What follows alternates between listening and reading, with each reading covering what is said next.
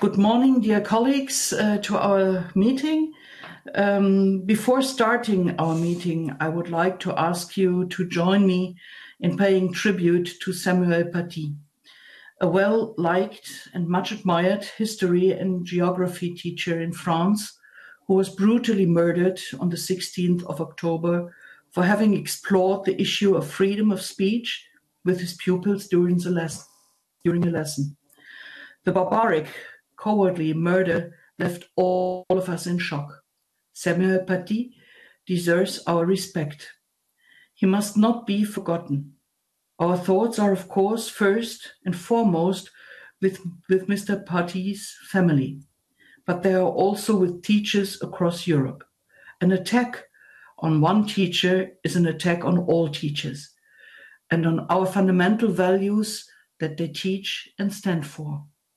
Freedom of thought and of speech, education, free and critical thinking, respect for our differences and our different cultures are the very foundation of democratic societies in Europe.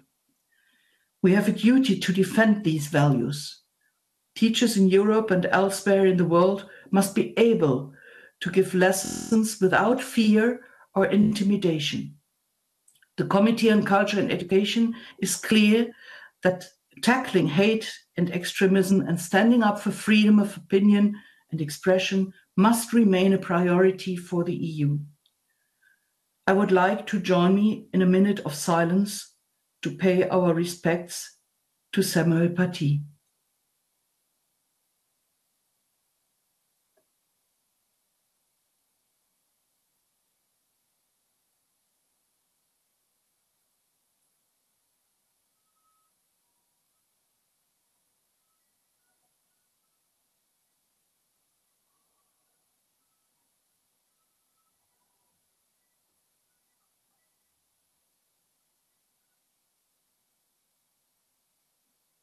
Thank you very much.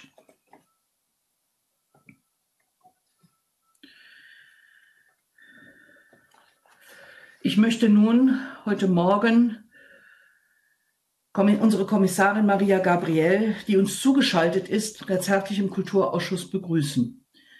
Ich freue mich, dass sie wieder wohlauf ist und uns heute Rede und Antwort steht. Wir haben Frau Gabriel heute insbesondere eingeladen, um uns zu erklären, was es genau mit dem sogenannten New European Bauhaus auf sich hat, das die Kommissionspräsidentin Ursula von der Leyen in ihrer State of the Union Rede erwähnt hat.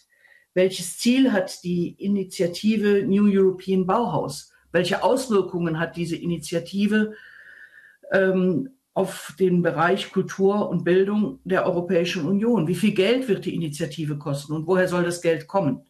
Das sind einige der Fragen, die wir uns im Ausschuss stellen, und ich hoffe, dass wir darauf heute bereits eine Antwort bekommen können. Darüber hinaus ist der Ausschuss sicherlich auch sehr daran interessiert, mit Ihnen, Frau Gabriel, den Stand der Verhandlungen im Hinblick auf die drei CALT MFF-Programme, also Erasmus+, Creative Europe und das European Solidarity Corps zu erörtern. Ich werde Frau Gabriel zunächst für 8 Minuten das Wort erteilen und danach haben wir Zeit für 2 Frage- und Antwortrunden, innerhalb derer jede Fraktion für 2 Minuten das Wort erhält, um Fragen zu stellen. Und nach jeder Frage- und Antwortrunde hat Frau Gabriel 8 Minuten Zeit, um zu antworten. Ich freue mich, dass Sie hier sind. Frau Kommissarin, liebe Maria Gabriel, das Wort ist bei Ihnen. Vielen Dank. Für 8 Minuten, bitte. Bonjour. Merci beaucoup, Madame la Présidente. Chers membres de la Commission Culte, c'est toujours un plaisir d'être parmi vous. Merci beaucoup de cette invitation d'aujourd'hui. À mon tour, je voudrais également commencer en rendant hommage à Samuel Paty, exprimer ma solidarité avec tous les enseignants en Europe et dire encore une fois que l'éducation, la liberté de penser, la liberté d'expression font partie de nos valeurs fondamentales et nous devons les protéger. Merci également de vos nombreux messages de soutien et d'encouragement reçus au cours de ces dernières semaines. Maintenant, comme vous le savez, la lutte contre le changement climatique et la protection de notre environnement et patrimoine nous oblige à repenser notre mode de vie. Et c'est pourquoi la Commission a tout d'abord fait du pacte vert pour l'Europe une priorité. Mais pour parvenir à cette fin, nous avons besoin d'un engagement fort, d'un large soutien et beaucoup d'innovation et de créativité. C'est pourquoi nous avons lancé le 14 octobre le nouveau Bauhaus européen.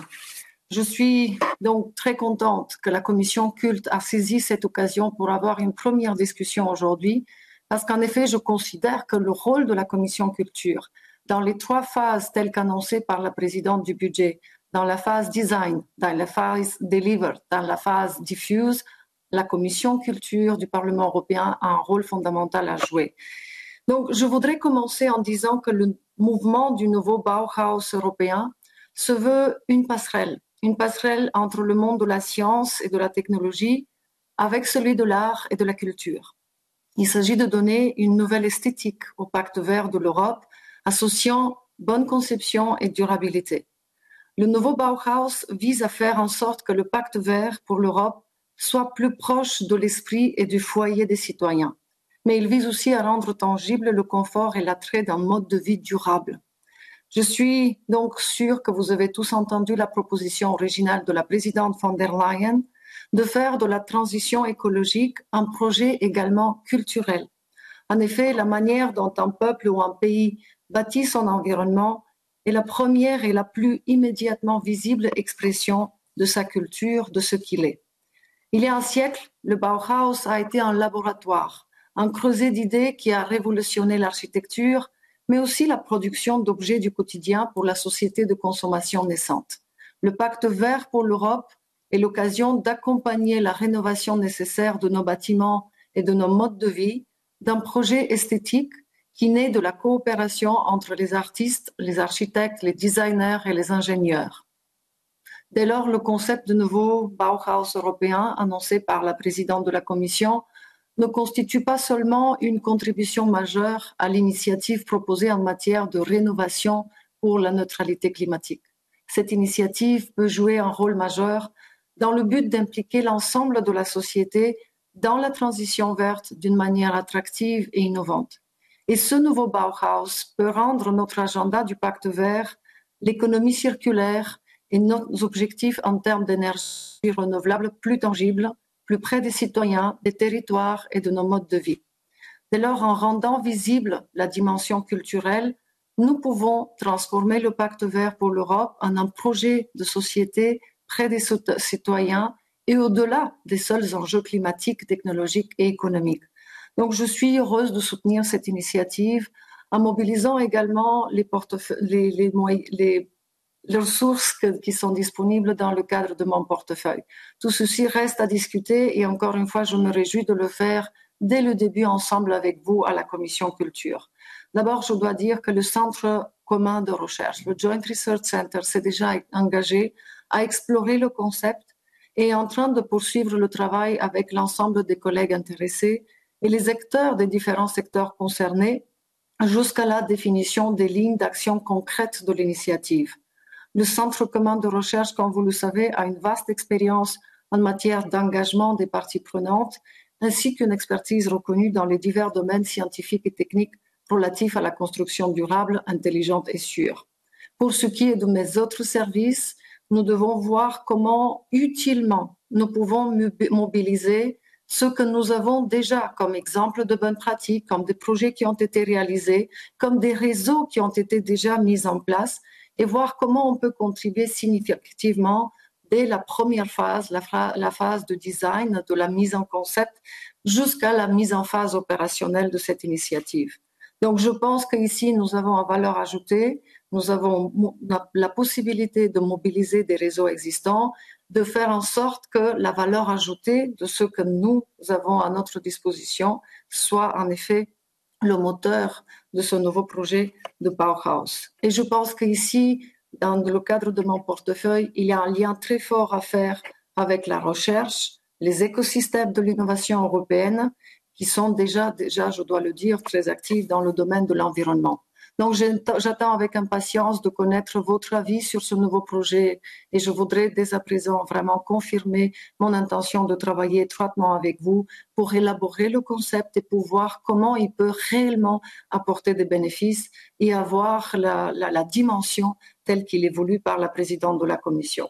Maintenant, je saisis cette occasion, comme la présidente l'a dit aussi, pour mentionner brièvement les négociations qui sont en cours. Donc, je suis vraiment heureuse que de nouveau, nous sommes sur la table de négociation. Je voudrais saluer la collaboration très constructive et les progrès réalisés lors des négociations techniques sur le programme Erasmus et tout particulièrement sur la question de la gouvernance. Le travail soutenu et les compromis obtenus au niveau technique, je suis sûre, nous permettront vraiment d'avancer le plus rapidement possible afin d'essayer de clôturer les négociations également dans des délais qui vont nous permettre d'avoir un programme le plus rapidement possible au début de l'année prochaine. Donc, les progrès réalisés dans le cadre du programme Erasmus permettront également de dynamiser les discussions sur les deux autres programmes, le Corps européen de solidarité et l'Europe créative. Et je suis sûre que les questions ouvertes qui restent peuvent encore trouver des solutions dans un esprit de compromis. Et en tout cas, vous connaissez mon engagement, je resterai tout au long de ces négociations pour les finaliser le plus rapidement possible et essayer un démarrage efficace du programme. Sur la culture, je reviendrai également plus tard, j'imagine, au moment des questions, mais je voudrais vous remercier et vous féliciter de la résolution pour la relance culturelle de l'Europe, en particulier votre appel à réserver aux industries et secteurs de la culture et de la création au moins 2% de la facilité pour la reprise et la résilience. Nous allons avoir notre conseil le mois prochain et j'espère que ce message fort sera également entendu par les États membres. J'en profite aussi pour vous informer que dans le cadre de l'Europe créative, le nouveau mécanisme d'aide à la circulation des œuvres en Europe est sur le point d'être lancé. L'offre a été sélectionnée pour un consortium de réseaux européens qui est en cours de contractualisation. Et après une étude de besoins et des synergies possibles, le consortium mettra en place une plateforme facilitant la distribution physique et virtuelle des spectacles de théâtre, danse, cirque et art de la rue partout en Europe. Et cette plateforme aura pour tâche de tester les modes de circulation plus écologiques et d'assurer la complémentarité entre distribution physique et virtuelle que la crise nous a montré à quel point elle est indispensable. Donc, nous allons continuer ainsi à essayer de renforcer au maximum l'espace culturel européen où les œuvres, les idées peuvent se nourrir les uns aux autres. Permettez-moi de mettre juste le point sur trois brefs points, de les mentionner. Merci beaucoup pour la Semaine européenne du sport. Même dans des conditions de Covid, cette semaine a été également un succès. Jusqu'au jour d'aujourd'hui, nous avons 55 millions de personnes sur Twitter, alors que l'année dernière, c'était 59 en total. Et je voudrais vous remercier de votre engagement. Également, merci de votre engagement pour les journées de la recherche et de l'innovation, parce que nous avons vraiment fait un bel événement où les synergies entre l'espace européen de l'éducation et l'espace européen de la recherche ont été clairement mises en avant comme une demande et comme une volonté de tous les parties prenantes de travailler dans les prochaines années. Et je suis reconnaissante parce que c'est toujours le Parlement qui a donné l'énergie et le souhait et exprimer le souhait d'aller dans cette direction-là. Merci du soutien pour ces trois initiatives, l'espace européen de l'éducation, le plan d'action de l'éducation numérique et l'espace européen de la recherche. Je pense que maintenant, nous devons commencer la phase la plus critique, c'est-à-dire la véritable mise en œuvre. Je me réjouis que dans la communication, nous proposons une approche holistique, nous avons une approche inclusive. Nous voulons maintenant avoir des actions coordonnées au niveau européen, tout en respectant les compétences nationales des États membres.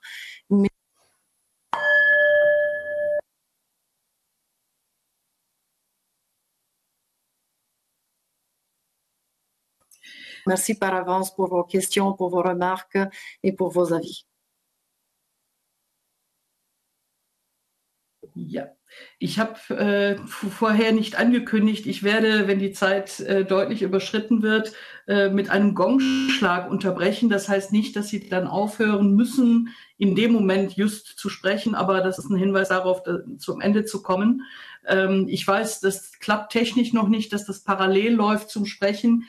Also auch für die Kollegen, wenn ich nachher mit dem Gongschlag unterbreche, müssen Sie wieder auf den Speak-Button drücken, um Ihren Satz zu beenden, aber dann auch wirklich nur den Satz zu beenden. Vielen Dank. Vielen Dank, Frau Kommissarin Gabriel. für das einführende Statement. Ich denke, es wird sicherlich die ein oder andere Frage geben. Ich würde zunächst einmal das Wort an Michaela Žojdrová für 2 Minuten. Yeah. Yeah, thank you.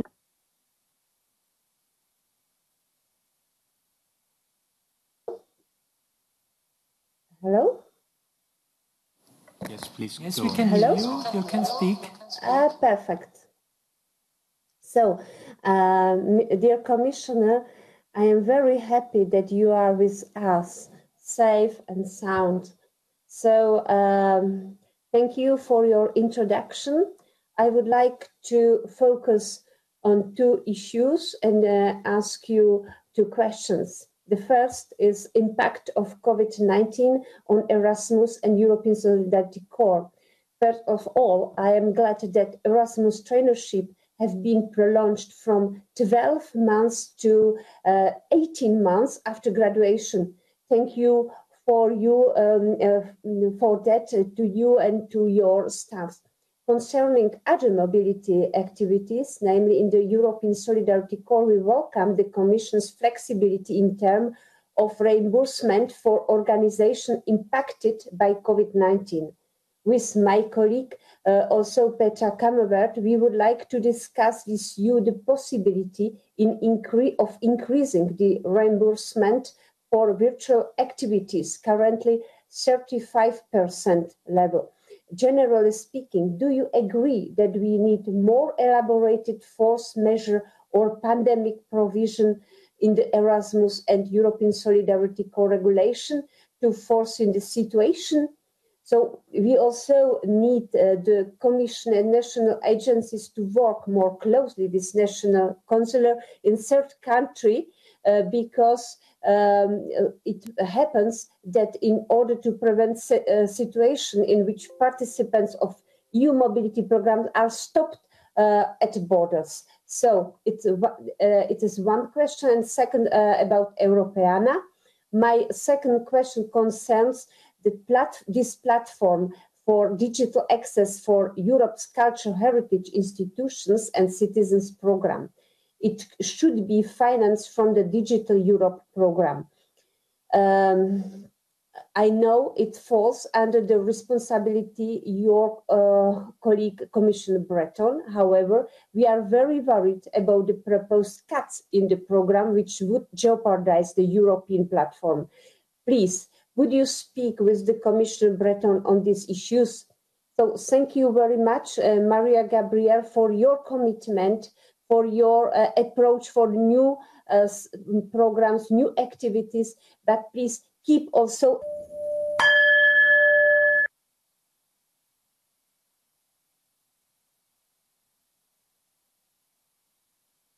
Thank you very much for your approach and your commitment. Thanks a lot for answering on my questions. Thank you a lot. Vielen Dank, Michaela Žojdrová. Als nächstes Petra Kammer-Ewert, bitte. Ja, vielen herzlichen Dank. Vielen herzlichen Dank auch an Maria Gabriel, dass sie uns heute zum Gespräch zur Verfügung steht. Ich will mich im Wesentlichen auf das neue Bauhaus konzentrieren. Ich gebe zu, dass Ihre Ausführungen mich bisher noch nicht wirklich überzeugt haben. Ich kann die Sinnhaftigkeit einer solchen Initiative bislang nicht wirklich erkennen, zumal auch nicht klar ist, was das Ganze denn kosten soll. Und Sie haben von einer neuen Ästhetik gesprochen und das ist ja nichts, was man irgendwie staatlich verordnen kann. Auch das klassische Bauhaus ist ja eher aus einer, ich sag mal, Grassroot-Initiative heraus erwachsen und nichts, was staatlich verordnet worden ist. Sie sprechen von sicherem, intelligenten und nachhaltigen Bauen. Natürlich hat das auch was mit Architektur zu tun, nur wir müssen natürlich auch aufpassen, dass das nicht zu Konformität führt, weil gerade die Vielfalt auch in der Architektur, glaube ich, das ist, was Europa auch im Wesentlichen auszeichnet. Und eins kann ich Ihnen, glaube ich, im Namen zumindest der S&D-Fraktion schon jetzt versichern, wir werden nichts keiner Initiative zustimmen, die in irgendeiner Form aus dem Creative Europe Programm finanziert werden wird, weil wir haben da sowieso schon unendlich wenig Geld.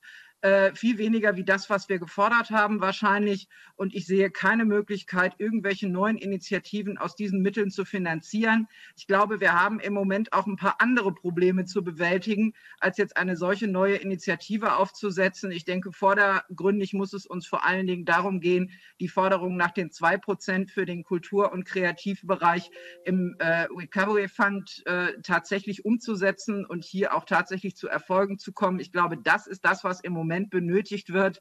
Und alle schönen Initiativen, die man sich vielleicht noch ausdenken kann, die sollte man vielleicht im Moment auch erstmal zurückstellen, weil wir wissen, wie schwer es ist, auch mit den Mitgliedstaaten über Finanzen und über Geld zu verhandeln. Deshalb mich überzeugt das bisher nicht. Das sind viele schöne, blumige Worte, unter denen ich mir aber konkret nicht wirklich irgendwas vorstellen kann. Soweit vielleicht erstmal von meiner Seite. Und vielleicht können Sie noch ein paar nähere Ausführungen machen, dass das ein bisschen verständlicher wird, was denn mit dieser Initiative eigentlich bezweckt werden soll. Vielen Dank. Vielen Dank, Petra Kammer-Ewert.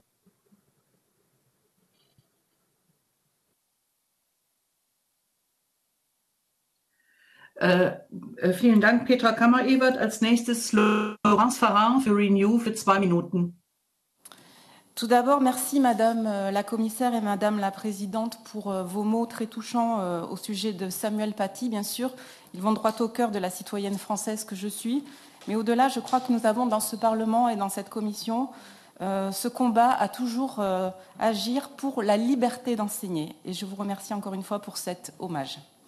J'ai 2 questions particulières. La première porte en effet sur le Bauhaus, qui est pour moi une formidable idée, celle de mettre l'art au profit des citoyens pour changer leur vie. Et il faut que cette belle idée, on puisse la faire vivre et qu'elle puisse toucher réellement et avoir des résultats.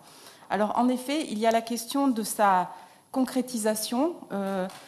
Dans ce que vous avez dit, la création de réseaux, est-ce qu'on ne risque pas d'être dans du saupoudrage? En effet, est-ce qu'il n'y a pas un lieu qui doit incarner ça? Comment lui donne-t-on forme? Comment fait-on en sorte que ce projet puisse incarner notre diversité d'inspiration et de techniques?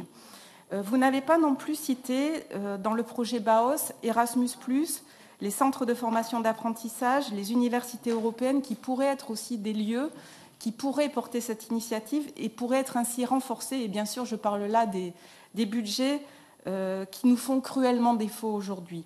Il y a aussi la question du lien avec le développement des entreprises. Je pense au budget InvestEU, notamment, pour concrétiser ces sujets. Et pourquoi pas rentrer ce Bauhaus dans les 30% de budget qui doivent être assujettis à la transition verte. Bref, c'est un magnifique sujet, mais je pense qu'en effet, il nous manque aujourd'hui des clés et que nous serons tous ici très attentifs à sa concrétisation et surtout au fait qu'ils doivent être abondés par tous les budgets disponibles pour arriver à avoir de vrais résultats et exprimer en effet toute l'inspiration que nous avons.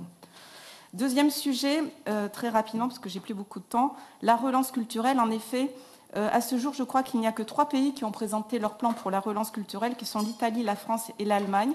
Il en reste 24. Donc, j'ai entendu que vous aviez un conseil des ministres prochainement. Que va-t-il être fait pour les inciter à agir et à préserver leur secteur culturel? Et comment la Commission européenne va s'engager aussi dans un programme de coproduction plus étoffé pour, là encore, soutenir tous les pays et toutes leurs créations? Merci beaucoup.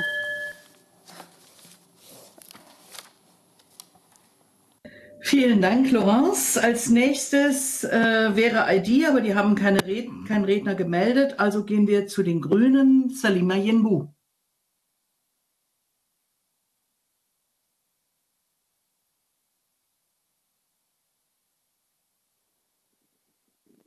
Merci, Madame la Présidente.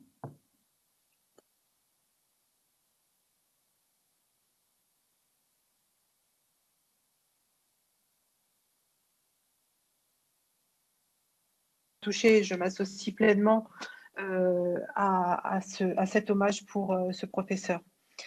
Cher commissaire, je vous remercie d'être avec nous aujourd'hui et de présenter ce projet qui semble tenir à cœur à la présidente von der Leyen. Je me joins à mes collègues pour saluer tous les points positifs de ce projet. Cependant, je suis un peu surprise en fait de voir l'espace qui a été donné à cette initiative dans le discours sur l'état de l'Union, d'autant plus que jusqu'ici, nous n'avons entendu très peu parler de la situation du monde, de la culture de la part de la présidente von der Leyen.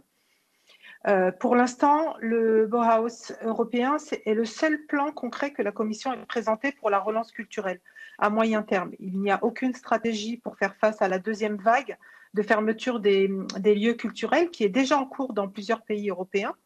Il y a encore trop d'incertitudes par rapport au rôle de la culture dans le plan de relance. Madame la commissaire, je sais que vous partagez cela, mais j'aimerais le rappeler, la culture n'est pas seulement un ornement ou un corollaire aux autres priorités et secteurs d'action de l'Union. Et je crois que si la Commission européenne veut véritablement faire du nouveau Bauhaus européen un projet culturel pour l'Europe d'envergure, en ligne avec le pacte vert, il va falloir quand même commencer par sauver la culture. Et du coup, je vous demande, est-ce que vous pourriez nous expliquer, et je pense que vous êtes là aussi pour ça aujourd'hui, quelle sera la place de ce projet parmi les priorités de la Commission européenne et nous donner des exemples concrets de la manière dont le nouveau Bauhaus européen s'inscrira dans la relance des secteurs créatifs et culturels. Un second point, au sujet d'Erasmus, effectivement, les négociations ont repris. Mais je voudrais attirer votre attention sur le fait que si le budget n'est pas à la hauteur, il faudra renoncer à certains domaines parmi les trois, le nombre de mobilité, le verdissement et l'inclusion. Les priorités étant le verdissement et l'inclusion, on peut déjà prédire qu'il y aura moins de mobilité. Et un troisième point que j'ai évoqué hier en réunion de coordination, et j'aimerais avoir un retour par rapport à ça, c'est la culture dans les relations extérieures, qui était l'un des 3 objectifs stratégiques du nouvel agenda européen de la culture le 22 mai 2018. Le Parlement s'est exprimé à ce sujet avec une résolution en 2017 et j'aimerais en fait reprendre le fil du travail passé lors du mandat précédent et voir avec vous où est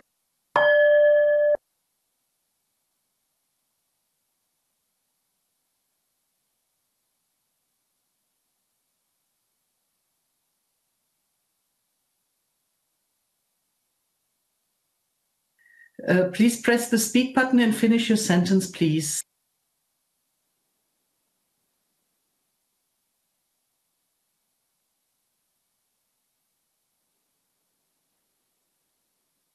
Please go on. Your microphone is open.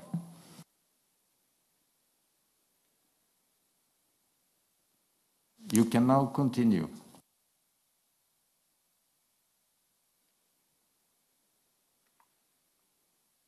Please go on. Je crois qu'il y a un problème, ça reste bloqué.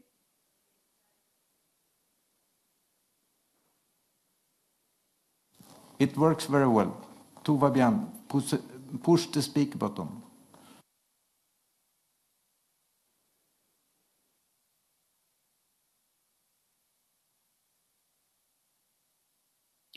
Vielleicht noch mal zur Erläuterung. Ganz langsam, damit jeder versteht. Wenn die 2 Minuten rum sind, werde ich mich einmischen und den Gong schlagen. Ich bitte Sie dann, wenn ich mich wieder ausgeschaltet habe, den eigenen Speak-Button wieder zu drücken, damit Sie Ihren Satz noch beenden können. Nochmals, ich gonge, dann gehe ich wieder raus und Sie können Ihren Satz beenden. Dazu müssen Sie aber den Speak-Button nochmal betätigen. Vielen Dank.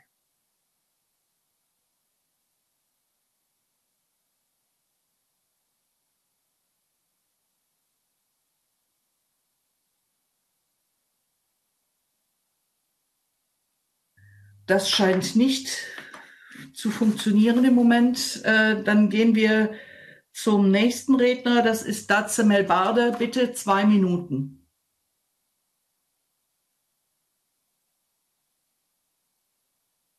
Sure, no.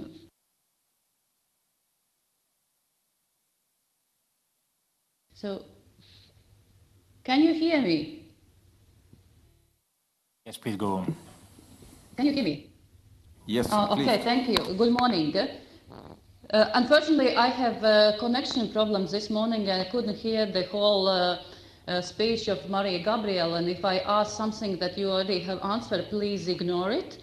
So, but I will start by supporting my colleague Michaela Šojdrova I would also be very interested to find out the Commission's plans regarding Europeana.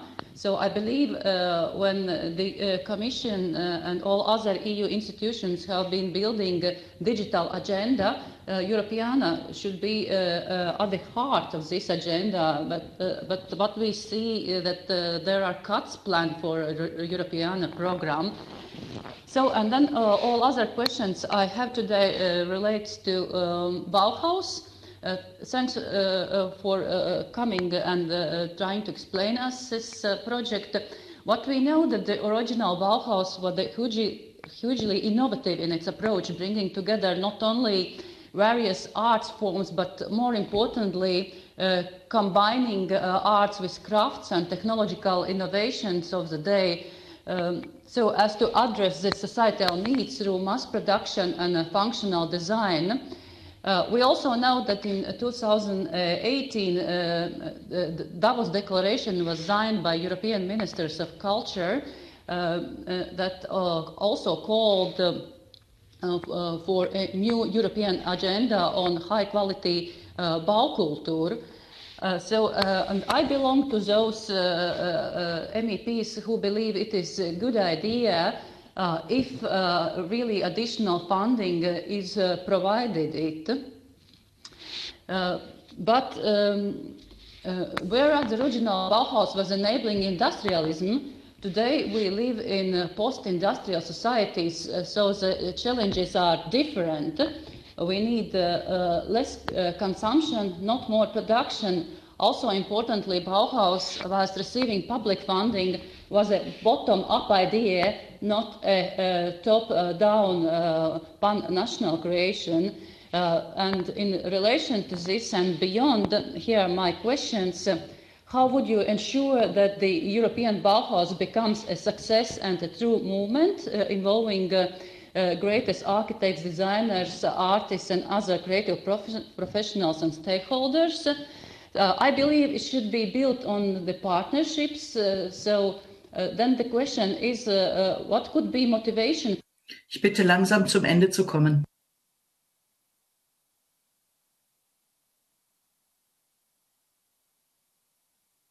Please press the speak button and finish the sentence of the question.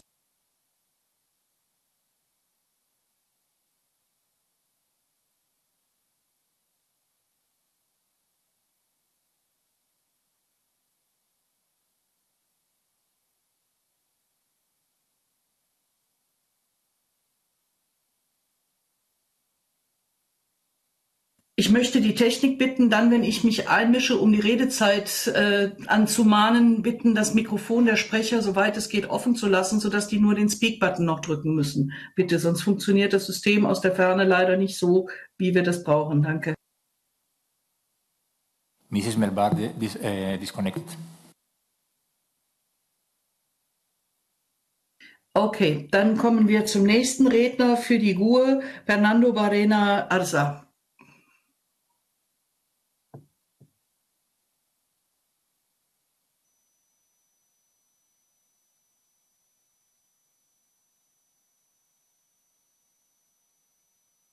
Mr. Barrena, I'm going to refresh your page because we cannot hear you. Ich werde die Zeit dann nutzen, um selber eine Frage zwischenzustellen. Und zwar würde ich gerne von der Kommissarin noch wissen, wir hatten ja einen Briefwechsel bezüglich der Simulation der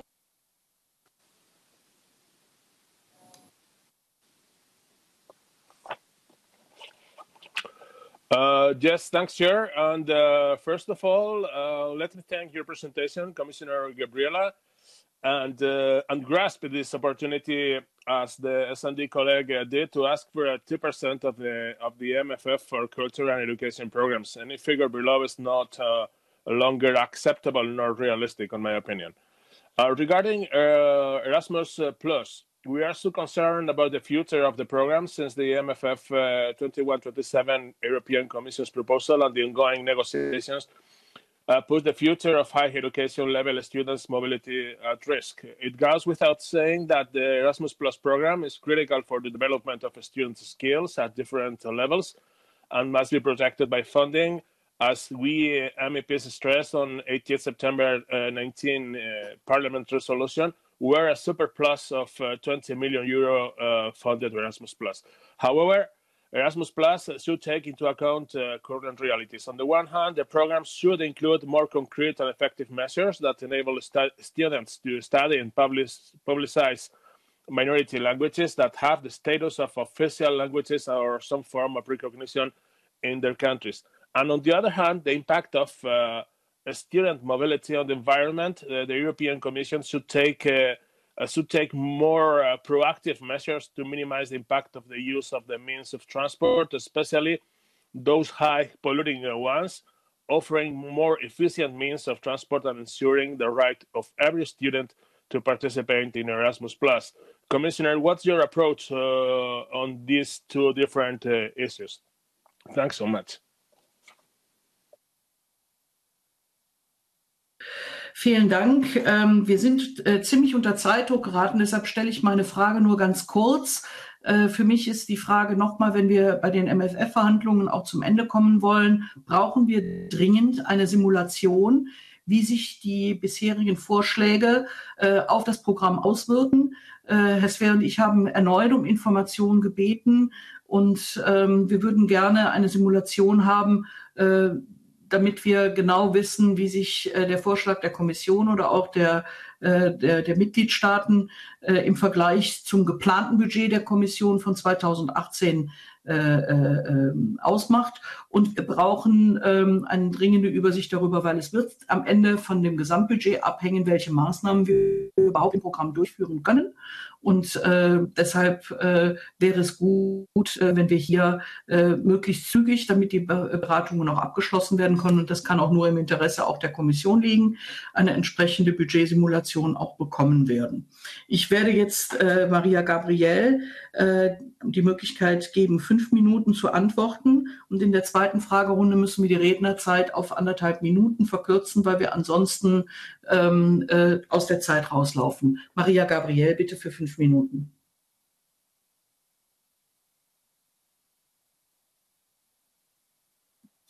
Merci beaucoup, Madame la Présidente. Tout de suite, je commence avec les questions.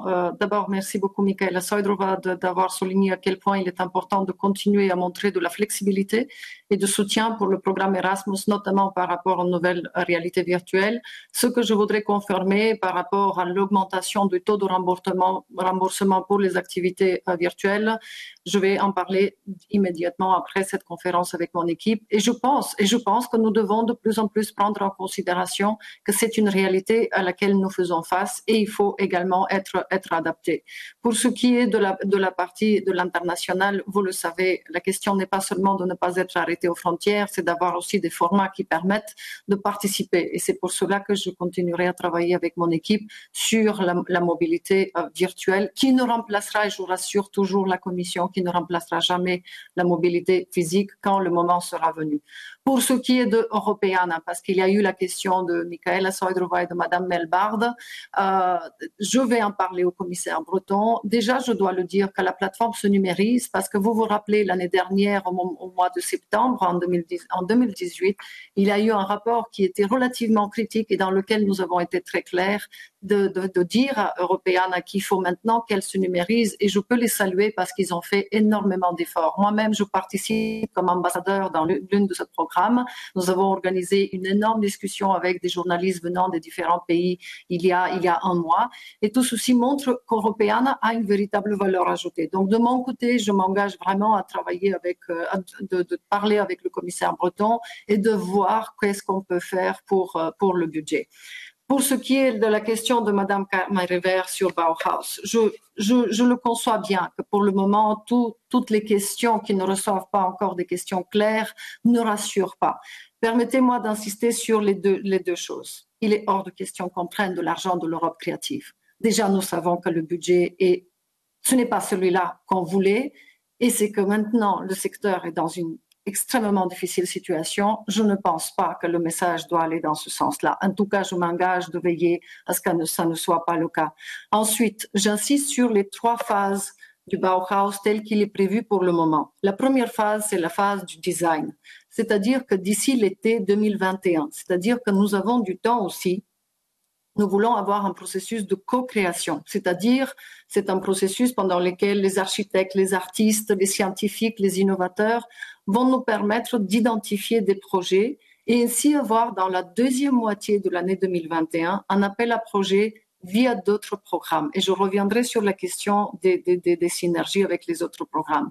Ensuite commence une phase de diffusion qui sera en 2022. Et c'est là où je pense qu'on doit encore réfléchir. C'est que pour le moment, dans le projet original, on propose d'avoir 5 Bauhausers fondateurs qui tous travaillent dans un cadre général de la thématique sur l'environnement et notre mode de vie, la durabilité, mais ils peuvent être déclinés dans des thématiques différentes. Cela peut être la démographie, cela peut être la cohésion sociale, cela peut être le changement climatique ou encore l'efficacité énergétique. En ce qui me concerne, comme nous sommes encore dans une phase de définition, je crois que l'un de ces 5 projets phares pilotes doit être sur l'innovation culturelle. Et je pense qu'ici, c'est aussi au secteur de nous montrer qu'ils peuvent apporter une contribution. Et c'est après 2023 qu'on peut parler à cette diffusion pour pouvoir changer de dimension.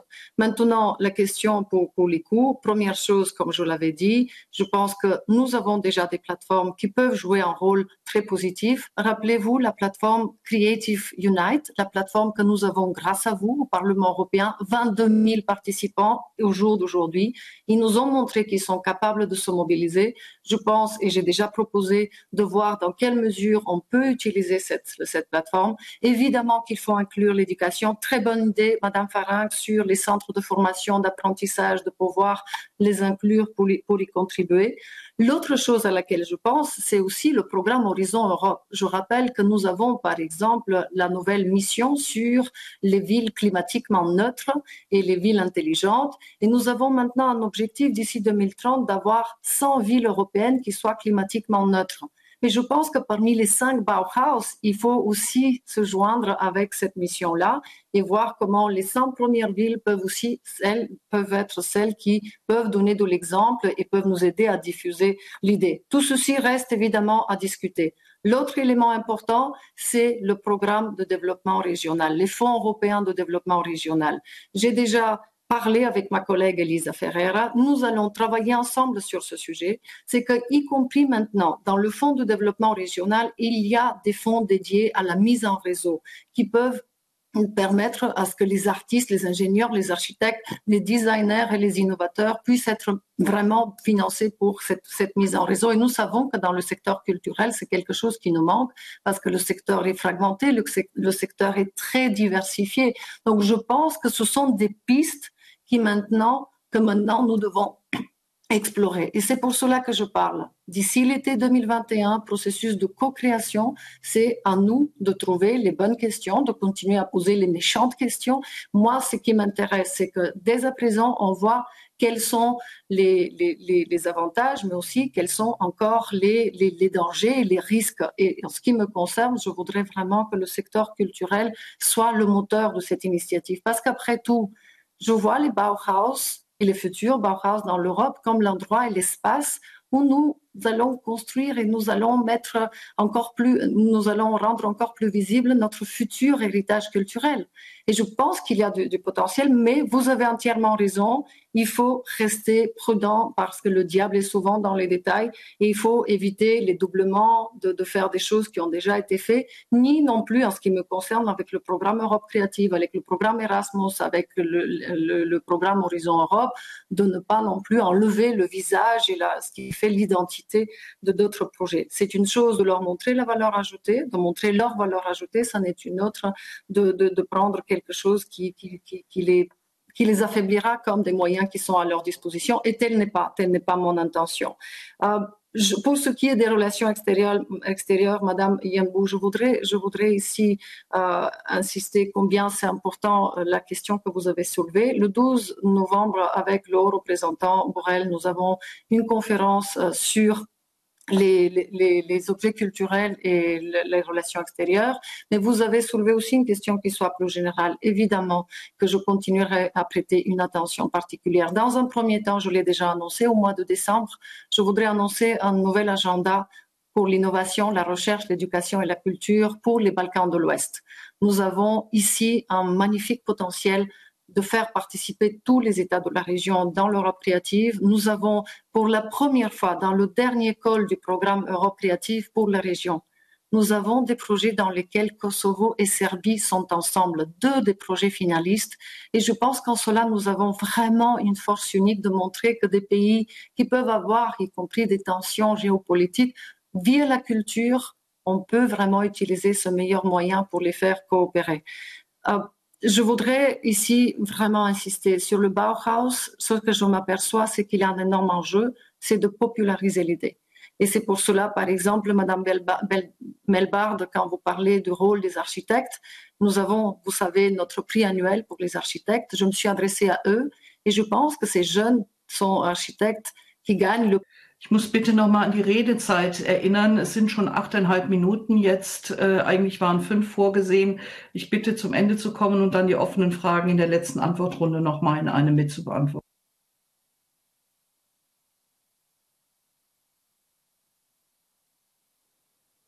Je finis seulement avec la question de Monsieur Barena. Oui, Erasmus Vert, dans le nouveau programme, est prévu justement pour réduire l'impact de la mobilité sur l'environnement. Vous avez mentionné les moyens de transport. Je tiens à dire que ça ne doit pas être notre critère principal. Nous allons encourager à ce que des jeunes prennent des moyens de transport qui n'ont pas un grand impact sur l'environnement, mais il y a des régions dans l'Europe qui ne sont pas accessibles par un train, par exemple. Je pense à la Chypre, je pense à d'autres régions où l'infrastructure n'est pas bien. Donc, ce qui m'importe ici, c'est que nous réfléchissons à un ensemble d'actions, réduire le plastique pour l'utilisation des séminaires, encourager nos jeunes de planter des arbres, de voir vraiment des initiatives qui permettent les jeunes de participer dans les projets et de voir un véritable engagement pour l'environnement. Telle est l'intention du Erasmus Vert. Merci. Vielen Dank. Ich möchte jetzt für die zweite Runde noch mal daran erinnern, dass wir aufgrund der extrem fortgeschrittenen Zeit, damit alle auch noch zu Wort kommen, die Redezeit wirklich strikt auf 1,5 Minuten begrenzen müssen. Ansonsten hätte es keine Möglichkeit mehr für eine Antwort der Kommissarin. Ich werde also konsequent nach 1,5 Minuten das Mikro abstellen und dem nächsten Redner das Wort geben. Wir können uns leider heute nicht anders machen, weil wir um 10 Uhr ja auch noch das Hearing zum Thema Ungarn haben. Ich gebe jetzt das Wort noch einmal an Michaela Jojdrova für EPP, die Frau Benjomer vertritt.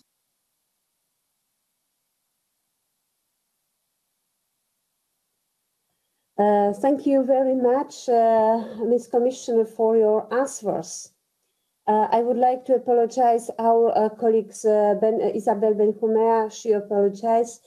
So let me focus on this issue, on the topic Bauhaus, because my previous colleague, they spoken about it. I would like to remind that Bauhaus is a very important period in architecture and art 100 years ago. It arose spontaneously. The EU should promote the culture and art in their free creation.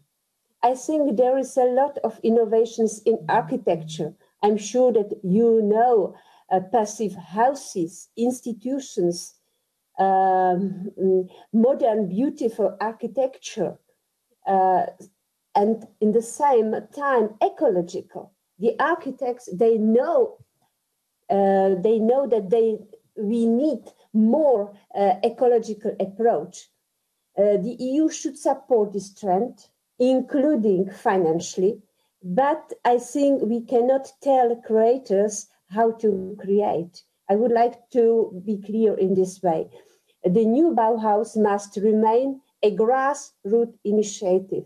So, Ms. Commissioner, do you agree? What is your approach? What way in Ich muss leider die Zeit to promote? Thank you for your answer.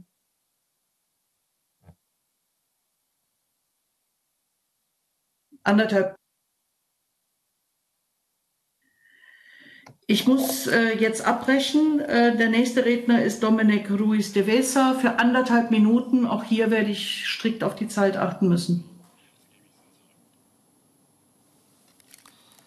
Thank you very much, President, and thank you to you and to Commissioner Gabriel for your words on Samuel Paty that I also fully subscribe. Good to see you, Commissioner. I hope you recovered from COVID. Thank you for your presentation on Bauhaus. I see 3 good things about this initiative, even if I take into account the hard-nosed approach by my coordinator, which is the link to the Green Deal, the transversal character, and the co-creation approach. Now, it is true that there are risks. It could be a tokenistic thing. We talk only right now of 5 projects. The problem of finance, you said it's not going to come from Creative Europe. That's good to know. But then where is it going to come from? Probably the Recovery Fund is a good place, but then Recovery Fund should also be used to help the entire cultural sector to recover. Third point, it cannot be top-down, it has been said, so we have to guarantee creative freedom. And beyond that, I think it's good that we're looking for a new aesthetic, but it should not be only linked, I think, to the Green Deal. It should be a new aesthetic for a new Europe, and it should be linked to the whole theme of European values, not just the ecological transition, and it should go beyond architecture, should involve writers, cinema directors, poets, because Bauhaus did not appear in a vacuum. It was part of the Weimar Republic moment. The Frankfurt School of Sociology and Philosophy was also, developing at the same time. So we should be thinking of a project for cultural citizenship. Remember also, Commissioner, that von der Leyen proposed... Ich muss leider die Redezeit jetzt abbrechen. Wir kommen zum nächsten Redner für Renew, Frau Sicurel.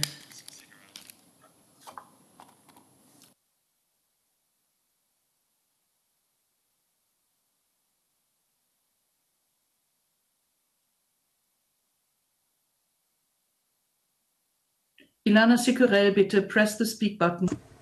Voilà. Merci, est-ce que vous m'entendez? Oui, madame. Oui, madame. Bonjour, Madame la Présidente, Madame la Commissaire et chers collègues. Dans quelques jours, les élèves de France reviendront de vacances et reprendront le chemin de l'école. Et ils rendront hommage au professeur Samuel Paty. Nous y serons à leur côté comme élus de la République. C'est un choc pour la France, c'est un choc pour l'Europe et je vous remercie pour votre hommage et pour l'hommage qui a été rendu en début de plénière par tous les collègues. Ce choc, il est d'autant plus fort que c'était un homme qui avait consacré toute sa vie à l'enseignement et que c'était un homme reconnu par tous comme un excellent enseignant. Il a été proposé qu'une rue Samuel Paty soit baptisée dans tous les États membres. Ce serait vraiment, bien sûr, une très belle idée parce que c'est bien le cœur de notre identité européenne qui a été visé par l'islamisme radical, la liberté de transmettre, l'esprit critique, la liberté de croire ou de ne pas croire, qui est bien au cœur de ce que nous sommes. Alors 2 questions, Madame Gabriel. La première, c'est quelle est votre position et soutenez-vous le combat de votre collègue Thierry Breton pour que la zone Internet cesse d'être une zone de non-droit? Et deuxième question, dans notre élaboration d'une zone d'éducation européenne que nous sommes en train de construire, est-ce qu'il ne faut pas qu'il y ait un chantier pour protéger justement cette liberté d'enseignement à l'école, bien entendu, mais aussi à l'université, pour notamment résister à une forme d'autocensure qui s'installe et qui est importée des États-Unis et qui va aux antipodes de notre approche universaliste et humaniste qui doit être défendue. Merci. Vielen Dank. Als nächstes Salima Yembou noch einmal.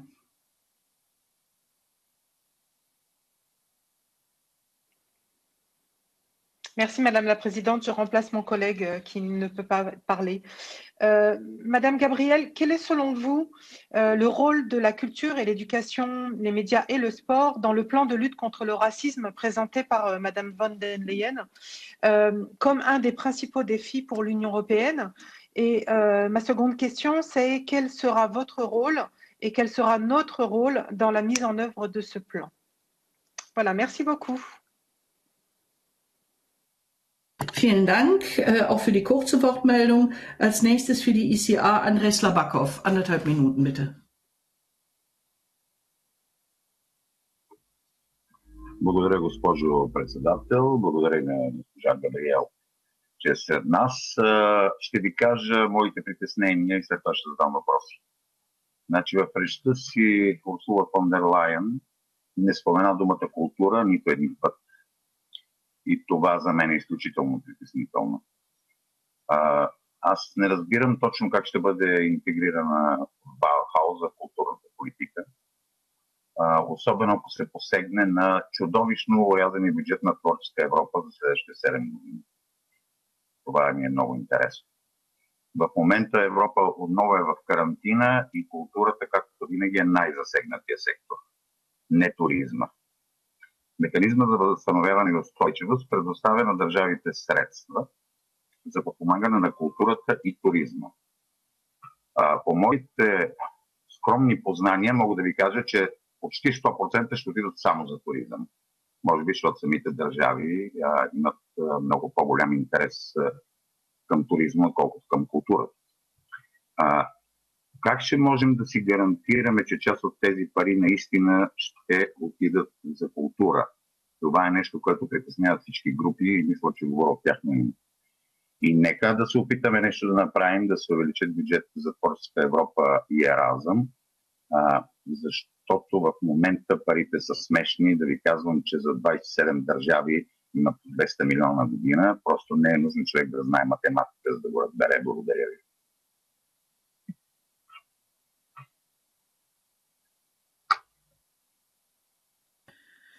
Vielen Dank.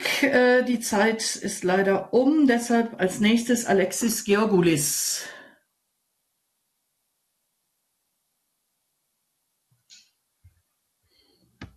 Can you hear me? Thank you, Chair.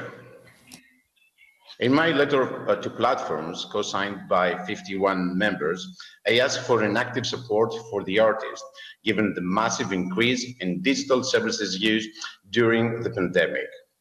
From the responses received, it turns out that the platforms have donated part of their revenue to charity support. They have created access tools for more artists to their own services, and they have raised awareness campaigns. They have not increased artists' fees. Still, what we owe to artists is not charity, but to receive what they deserve. At the same time, there seems to be a delay to the procedures of member states for transposing into national law the directive on copyright and related rights in the digital single market, including Article 18, which ensures appropriate and proportionate remuneration for authors and performers. Nevertheless, the blow of COVID-19 for creators and performers is very sharp and cannot wait. Immediate intervention is needed, as culture is the first sector hit and the last to recover. If the people of culture do not make a living from their art, where will the industry end up? We have to act immediately. As Commissioner for Culture, what do you intend to do to ensure appropriate and proportionate remuneration for actors and performers as soon as possible? Thank you very much.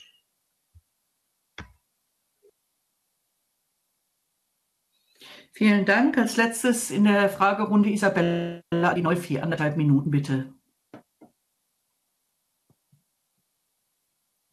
Grazie Presidente, buongiorno Commissario. Lei è venuta più volte qui a dialogare con noi in questi ultimi mesi, con noi della Commissione Cultura, e noi abbiamo sempre sollevato il problema dei lavoratori dell'industria culturale e creativa che sono totalmente in ginocchio. Ora io capisco che la Presidente abbia voluto lanciare un nuovo programma, però trovo quantomeno la tempistica di questo lancio totalmente fuori luogo e soprattutto non capisco ancora come si voglia davvero concretamente e con quali tempistiche sostenere i lavoratori dell'industria creativa, gli artisti che sono totalmente in ginocchio. E mi sembra assurdo parlare di un nuovo programma quando ancora non si sa come vogliamo sostenere gli artisti che abbiamo. Seconda questione, seconda domanda. Lei ha nominato la piattaforma, questa nuova piattaforma per diffondere l'offerta negli spettacoli, però ecco, in questi mesi abbiamo visto che nei vari Stati membri ci sono delle tempistiche completamente diverse e anche delle regole completamente diverse. Lei non crede come Commissione europea che si possa dare, pur rispettando le competenze di tutti gli Stati membri, si possono dare delle regole per avere almeno cinema e teatri aperti, dato che si tratta di spazi molto ampi dove possono essere rispettate le regole del distanziamento. Grazie. Vielen Dank. Jetzt 5 Minuten noch als Antwortmöglichkeit für Maria Gabriel. Bitte, Frau Kommissarin, Sie haben das Wort für 5 Minuten. Merci beaucoup, Madame la Présidente. Tout d'abord, je commence avec la question que vous avez posée sur la simulation et la note que vous voulez recevoir.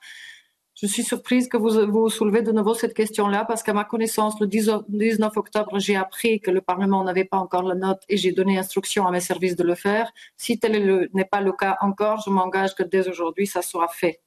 Ensuite, Madame Sojdrova, merci beaucoup d'avoir encore une fois soulevé combien c'est important de préserver l'approche que le Bauhaus doit rester une initiative de base. Et dès le départ, nous l'avons dit, dans ce que nous présentons comme initiative de Bauhaus, c'est vraiment d'essayer au maximum de combiner une approche top-down, une approche bottom-up.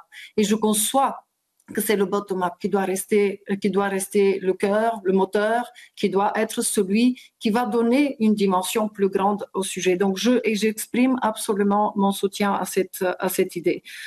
Et l'innovation n'est pas seulement dans l'architecture. On est bien conscient. C'est pour cela, Monsieur Ruiz de Vesa, de quelle enveloppe on va continuer à le financer. Dans le plan de relance, c'est une très bonne idée. Maintenant, ce qui m'inquiète, moi, c'est comment on va faire pour que les États membres réellement entendent l'idée et réellement puissent le mettre dans leur stratégie nationale, parce que vous savez très bien que les États membres doivent les présenter, ces stratégies nationales, et dans ces stratégies nationales, d'avoir des moyens et des programmes qui sont dédiés. Je reste plus prudente parce que maintenant, ce que je voudrais voir du côté des États membres, ce n'est plus de belles paroles, je veux avoir des actions, parce que nous sommes tous solidaires avec le secteur, or les difficultés continuent. Nous avons des États membres dans lesquels il y a quelques bonnes pratiques. La plateforme que nous avons créée avec les ministres de la Culture a été un bon exemple, mais même sur cette plateforme, on voit qu'il y a encore peu d'États membres qui ont fait réellement des choses pour aider le secteur. Et c'est pour cela que je soutiens ce que vous avez dit d'engager aussi les poètes, les écrivains, et c'est pour cela que j'ai mentionné la plateforme Creative Unite. Madame Sicurel, très bonne idée d'avoir une rue Samuel Paty dans tous les États membres. Oui, la zone d'Internet comme une zone de nos droits, j'exprime vraiment mon désaccord. Et vous vous rappelez que comme commissaire au numérique, j'ai été très claire sur ce point. Ce qui est illégal offline doit être illégal online. En ligne, nos enfants y sont. En ligne, il se passe des choses où vraiment nous avons besoin de protéger les droits fondamentaux, les données personnelles. Donc, je soutiendrai toute initiative. Nous avons aussi des initiatives qui sont dans le cadre de plans d'action de l'éducation numérique. Nous allons continuer à combattre la désinformation. Je proposerai la question d'un high-level group.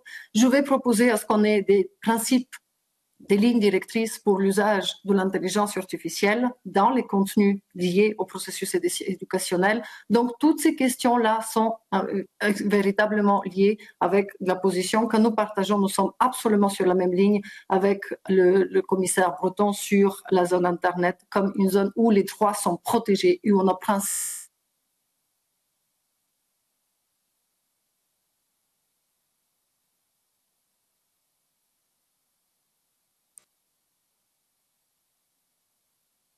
Bei mir war jetzt gerade das Bild eingefroren, oder waren Sie zu Ende, Frau Gabriel?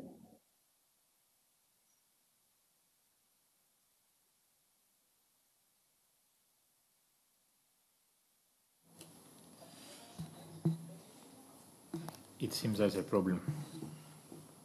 Das sieht aus, als gäbe es ein Problem mit der Technik. Wenn wir das jetzt nicht kurzfristig gelöst bekommen, dann würde ich mich an dieser Stelle von ganzem Herzen bei Maria Gabriel bedanken, dass sie heute bei uns war und sie darum bitten, die noch offenen Fragen vielleicht schriftlich zu beantworten.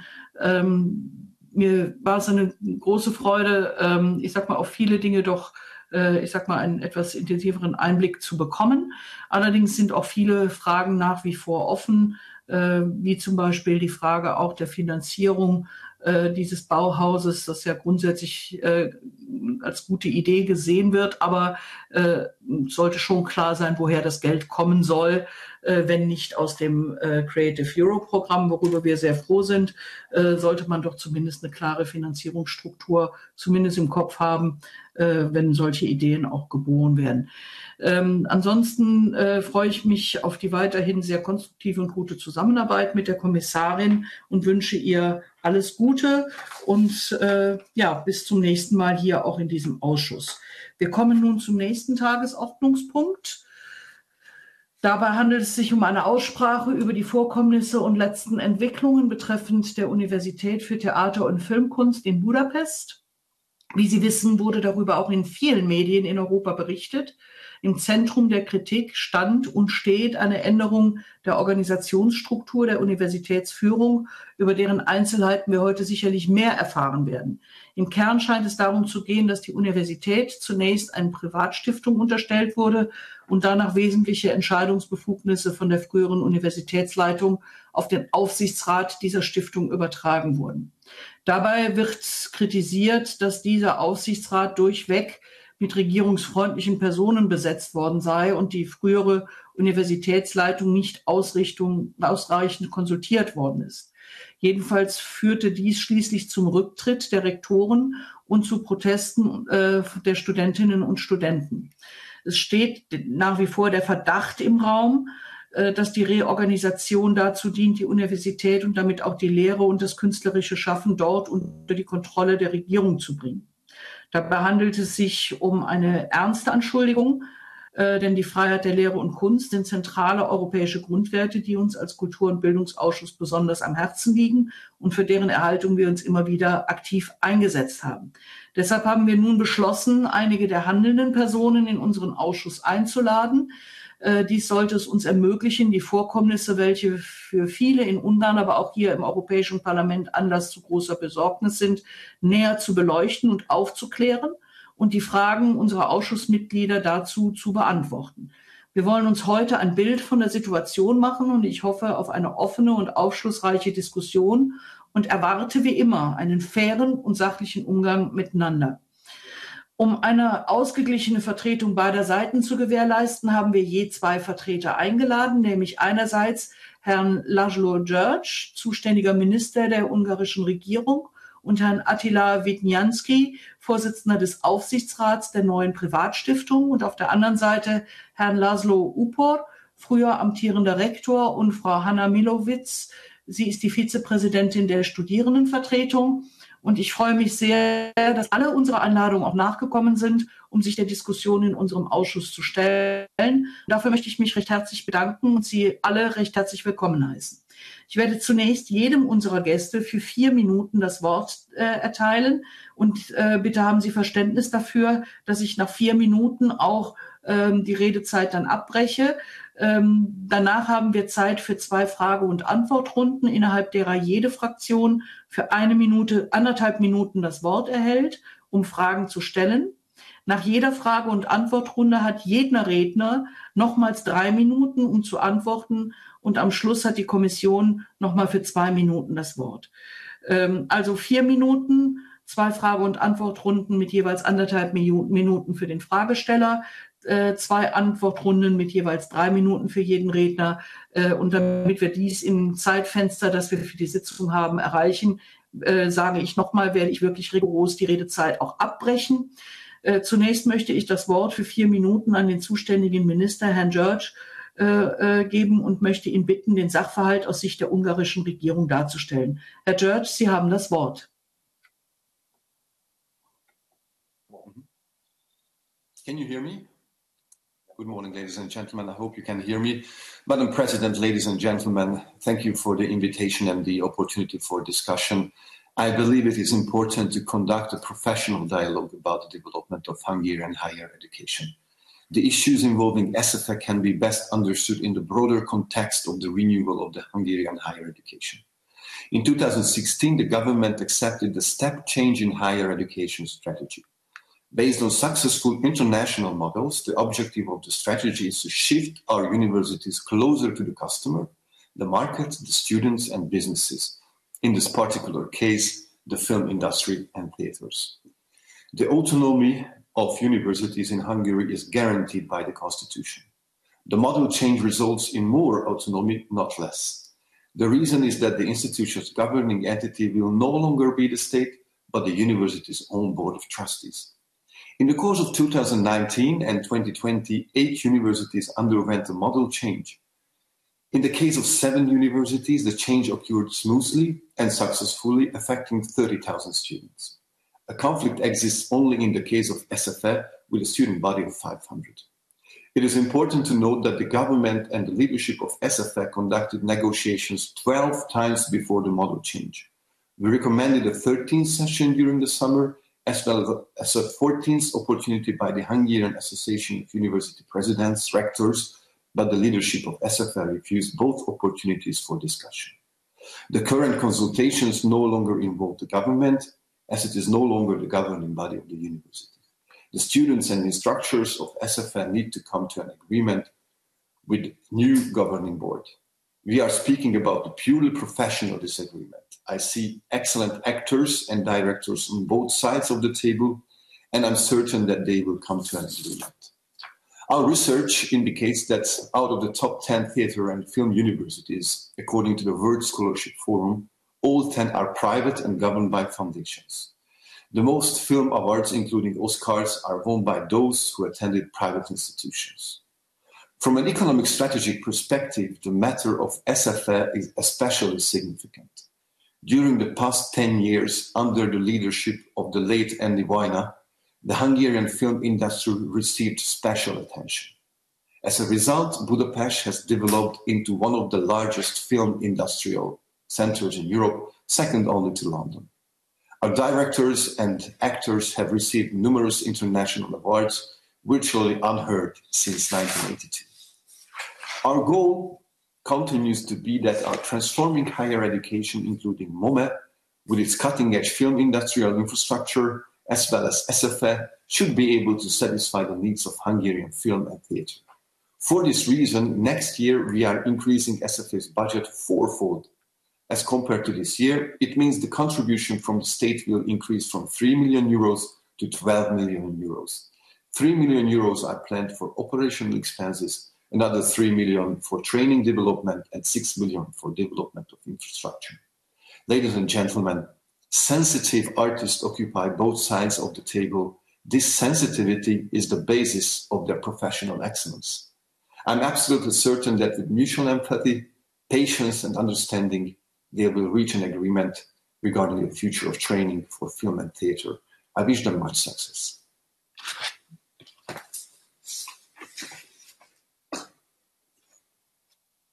Vielen Dank. Als nächstes hat nun für 4 Minuten das Wort Herr Upor, früherer Rektor der Universität, und ich bitte ihn, uns seine Sichtweise vorzustellen, bitte. Good morning, everyone, and thank you for the invitation, and thank you for your interest in our case. The 155-year-old University of Theatre and Film Arts is just a tiny speck on the map of the higher education map of Europe. But this tiny little university attracted a crowd of 15,000 people in a protest last week in Budapest. How is that possible? In a nutshell, our institution had to go through a forced transition with light speed. By the end of this transition from public to so-called private institution, we lost all possible guarantees of the university autonomy. In response to this, the academic leaders of the university resigned with 1 month's notice at the end of August, and the same night the students occupied the building and controlled it since. How did that happen? The autonomy, as the previous speaker said, is a fundamental value guaranteed not only by the EU Charter of Fundamental Rights, but also by the Hungarian Constitution. However, some of the laws implemented in recent years do contradict to these basic principles and open windows to limitations of academic freedom. Several universities, as you heard, went through a similar transition from public to private school, but private with a twist. These universities still live on public money without the public control, without checks and balances. In other words, the autonomy goes to the Board of Trustees instead of the universities. At these universities, the Board of Trustees is appointed directly by the present government for life, and the ministry will hand over the funding rights. The law leaves wide opportunities for the board to interfere with the academic life of these universities. In our actual case, the board grabbed and abused these opportunities. The new DIDA Foundation and the organizational and operational rules went very far. All the basic rights of our Senate were taken away, including, among others, the appointment of directors and heads of departments, including the financial plans and writing and accepting the bylaws. This is far more than violating an abstract idea. This is actual deprivation of the self-governance. All along the months of transition, the academic leaders of the university kept expressing their worries, fears, doubts, and suggesting alternatives. Students issued statements and organized protests. None of our remarks and requests have been responded to. The so-called negotiations were dictates from the government, from the ministry. None of our requests have been listened to. Thousands of world-class artists and hundreds of institutions expressed their solidarity and offered help. Meanwhile, the protesters managed to keep party politics away from the actions. Where are we now? It's a standoff, a war of nerves. The university collective made their requests very clear and would not give in, while the board communicates only by orders and decrees, and the ministry has no intention to negotiate or offer any solutions. And the board went to extremes, changed their own operational rules overnight once again, making clear that the interference is not just an abstract option, but a fact. Appointed 2 vice rectors and heads of departments against the law this time. Last week, in an arrogant and pathetic attempt to solve the problems, the new chancellor cut off the internet connection in the buildings and locked the doors of the classrooms in our buildings, a move unparalleled in the history of our 150-year-old school. After all these months of struggle for independence and peaceful demonstrations, no wonder that supporters by the thousands marched on Budapest streets last Friday. The question is, who will save you from a government that violates its own constitution? Thank you very much.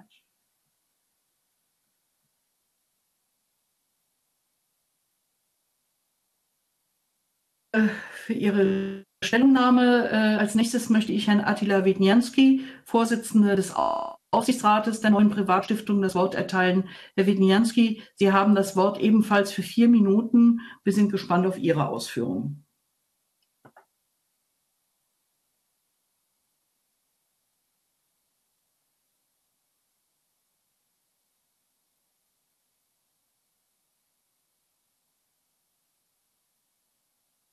Herr Vidnyánszky, please press the speak button.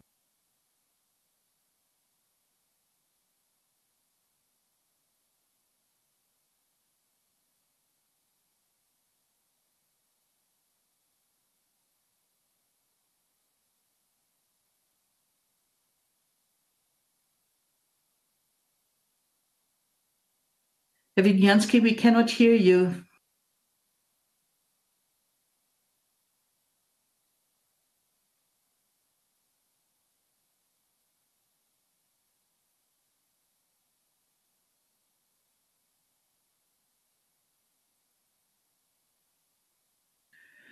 Ich würde gerne die Technik bitten, die Probleme zu lesen. Wir würden in der Zwischenzeit Frau Milovits das Wort erteilen und dann kann Herr Vidnyánszky zum Ende nochmal für 4 Minuten dann sprechen. Jetzt Frau Milovits für 4 Minuten, bitte.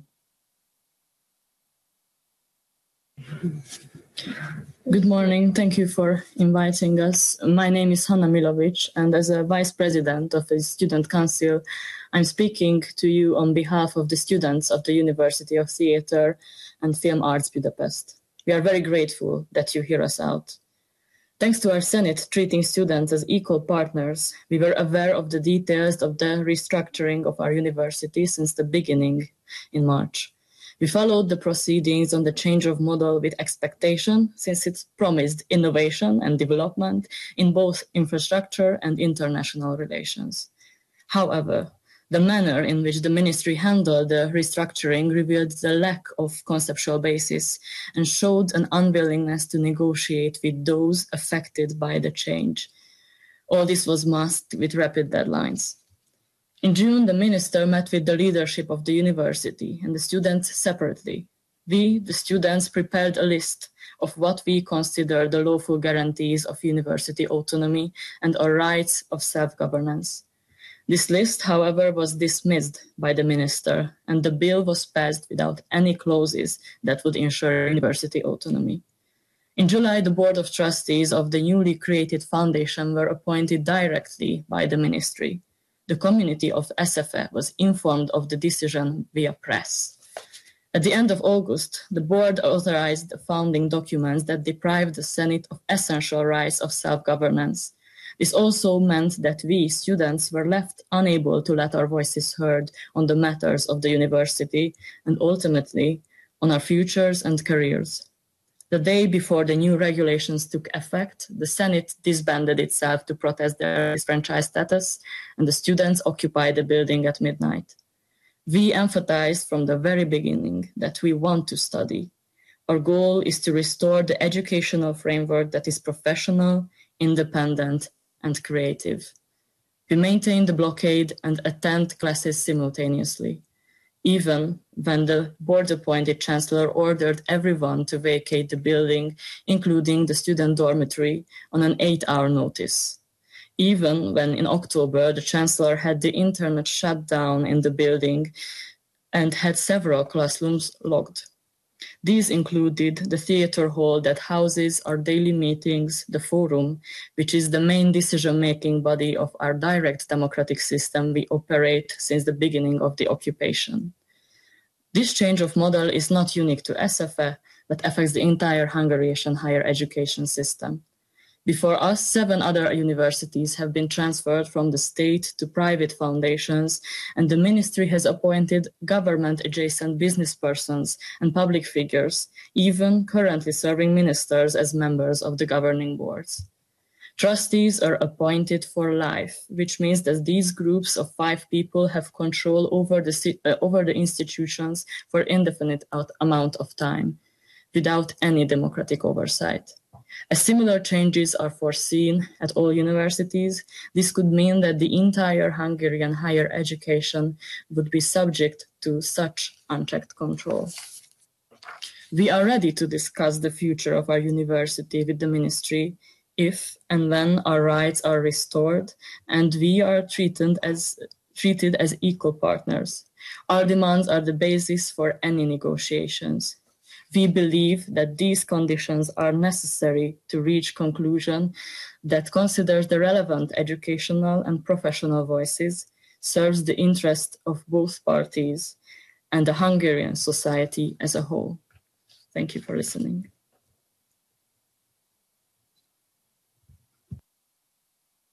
Vielen Dank, Frau Milovits. Ich will versuchen, jetzt nochmal die Verbindung zu Herrn Attila Vidnyánszky herzustellen.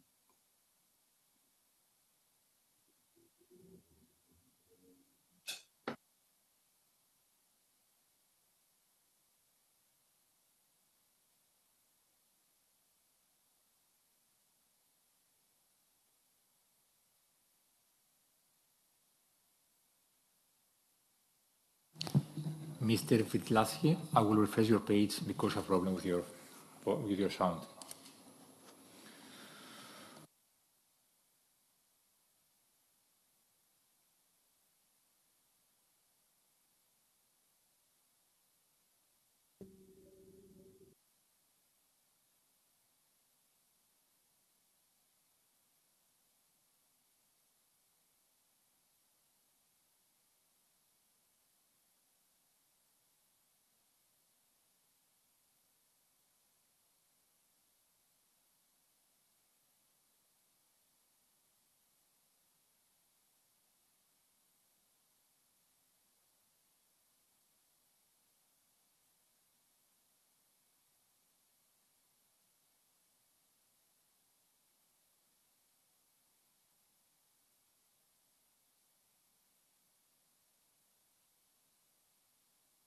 we are going to call Mr. Vidnyánszky again to solve the problem.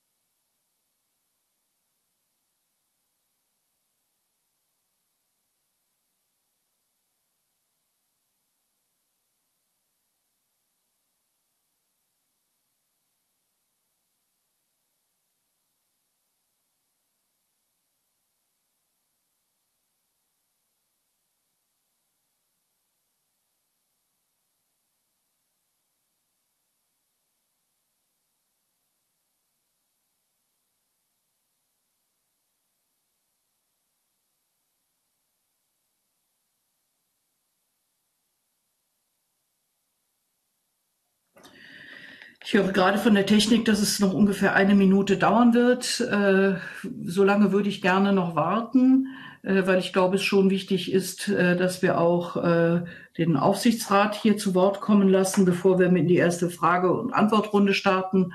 Sollte es da weiterhin technische Probleme geben, würde ich sie dennoch starten und dann Herrn Vidnyánszky später dazuschalten. Aber zunächst geben wir noch mal der Technik 1 Minute, die Probleme zu lösen.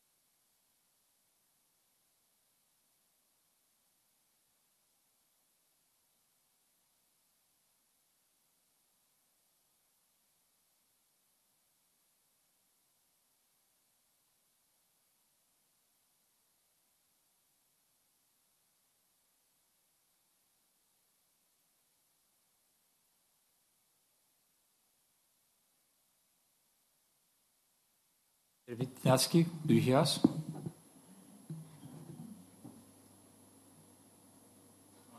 No. No, we cannot hear you. Is there perhaps a possibility that he can call us on the phone and that we listen from that via the microphones in the room, so that we can take the tone from that? Is there a possibility to try this?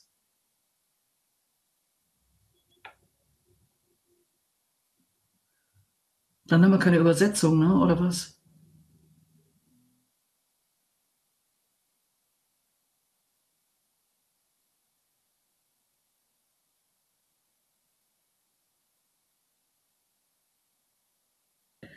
Ja, es scheint nach wie vor das technische Problem mit dem Ton zu geben. Das kann ein Softwareproblem Herrn Vidnyánszky sein. Das kann auch ein technisches Problem bei uns sein. Ich weiß es nicht.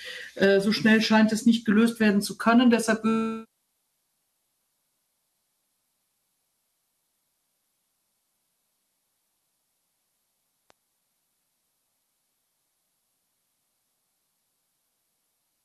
dann würde ich jetzt in die erste Frage- und Antwortrunde einsteigen und dann nachher womöglich hoffentlich auch Herrn Vidnyánszky zuschalten können. Ich halte es nämlich für sehr wichtig, dass wir auch den Vorsitzenden des Aufsichtsrates der Stiftung hier hören und auch zu den entsprechenden Vorgängen, dass er Stellung nehmen kann. Aber ich würde trotzdem jetzt die Fragerunde schon mal eröffnen. Sobald es technisch möglich ist, werden wir Herrn Vidnyánszky dann zwischenschalten.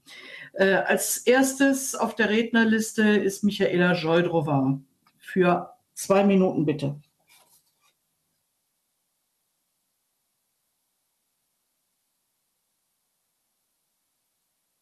Entschuldigung, ich habe die falsche Liste genommen. Es ist Milan Sver, Entschuldigung.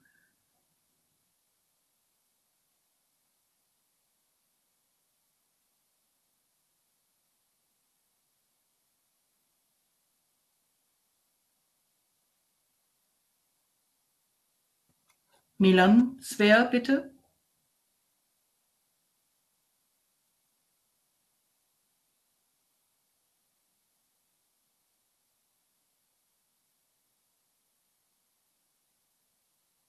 Auch da scheint es technische Probleme zu geben. Also zunächst einmal Petra Kammer-Ewert.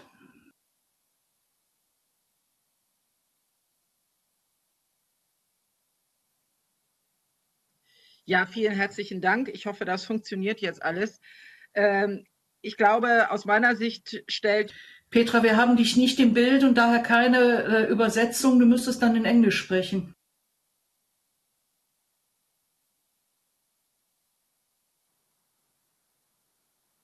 Ich habe meine Kamera an. Seht ihr mich jetzt? Yes, please. Okay. Ja, vielen herzlichen Dank auch für die Darstellung den unterschiedlichen Seiten.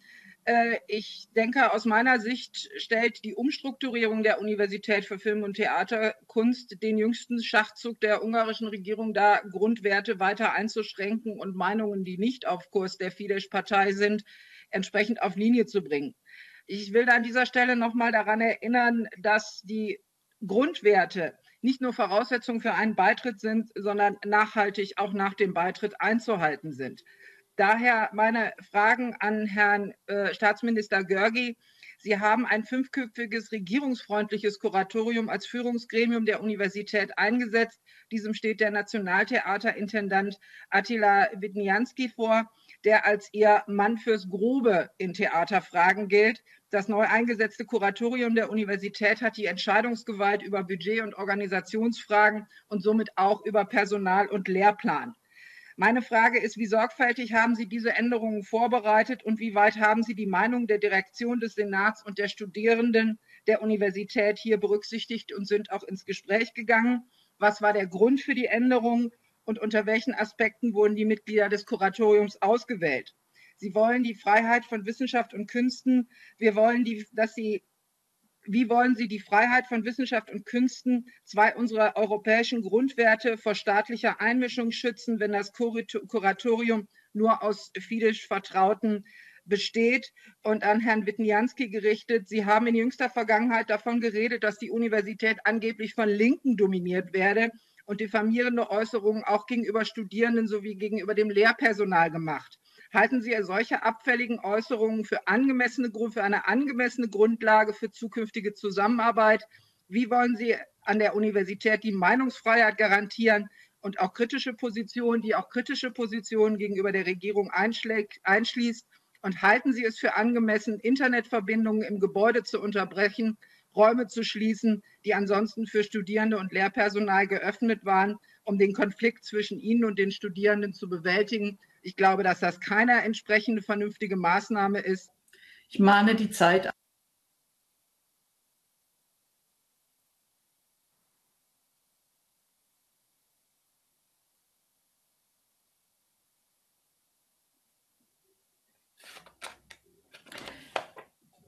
Als nächstes Irena Joveva von Renew. Nochmal 1,5 Minuten. Hello, I hope you can hear me. Thank you, Chair. I want to firstly express, of course, my full support to the students and congratulate you actually on your strength, efforts and fight for your university. I hope you will manage to free the chains the government tries to put onto you.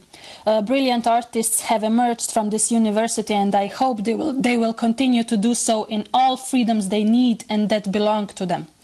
I watched the protests and developments in Hungary with worry and disbelief.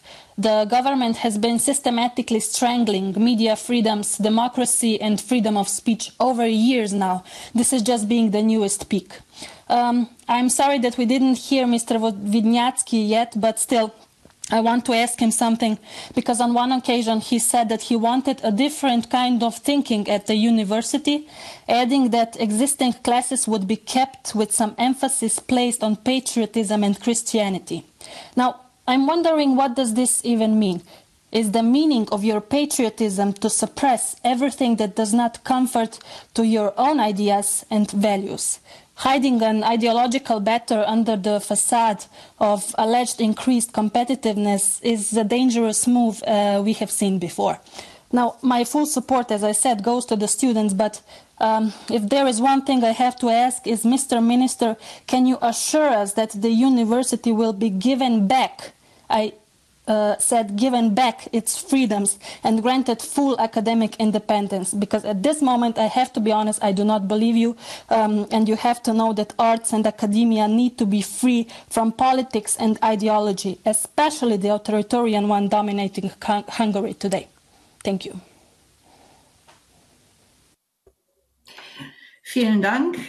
Ich habe gehört, die technischen Probleme sind soweit behoben. Ich würde aber dennoch jetzt dann die Fragerunde auch noch zu Ende führen. Wir haben noch Milan Sver auf der Rednerliste und würde dann Herrn Vidnyánszky für die erste Antwortrunde zuallererst das Wort geben, und so dass er dann insgesamt auch eine längere Antwortzeit auch hat.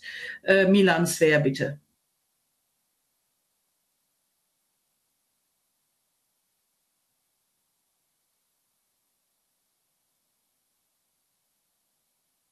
Bologna process must continue, but positive results are coming slowly. Part of students and professors would like to continue less study and less work. The charm of the old-fashioned type of university is still very much present, especially in the so-called transitional countries. Hungarian University of Theatre is one of the examples.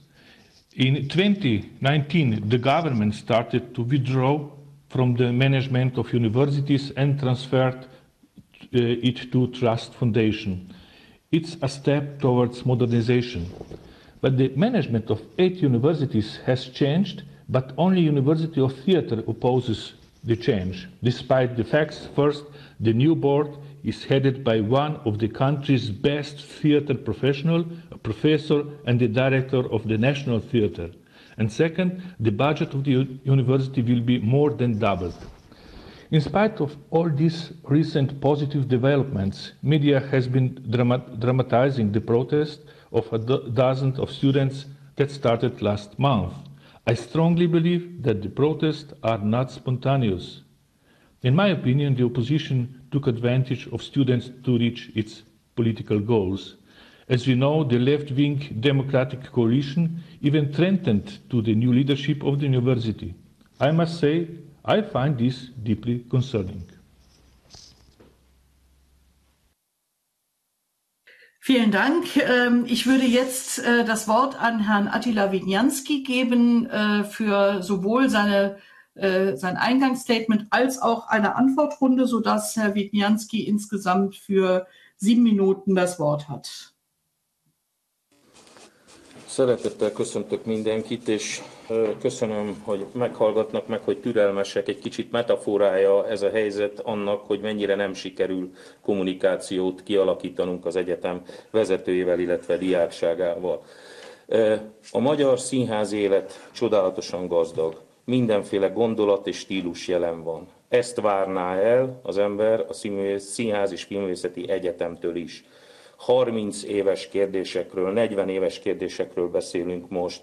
Folyamatosan jelezte a szakma egy része, hogy nincs jól az így, hogy ennyire bezár ez az intézmény. Én magam, a Teátrumi Társaság, ez a legjelentősebb érdekképviseleti csoportosulás a színházi szakmában, vezetőjeként többször folytattam tárgyalást az egyetem vezetőivel, az egyetem tanáraival, jelezvén azt, hogy nem szolgálja ki az egyetem a szakma egy jelentős részét. Ha ehhez még azt is hozzávesszük, hogy a filmgyártók részéről is folyamatos panasz, hogy nincs elég szoros együttműködés a filmgyártók és az egyetem között, biztos, hogy komoly jelzés ez számunkra, hogy változtatni kell. Amúgy az egyetemnek problémája volt mindig is a fenntartóval való kommunikáció. Ennek eredménye az a borzalmas infrastrukturális állapot, amelyben méltatlanul működik most jelen pillanatban is. Mindenképpen hangsúlyoznám, hogy úgy szeretnénk nyitni, színesebbé, gazdagabbá tenni ezt az egyetemet, hogy az, ami megvan, az hadd maradjék továbbra is. Az egyetemistáknak is jeleztük, hogy azok a tanárok, akikhez ők felvételiztek, kell, hogy elkísérjék őket a diplomájukig. Mi senkit se küldtünk el, nem mi oszlattuk föl a szenátust.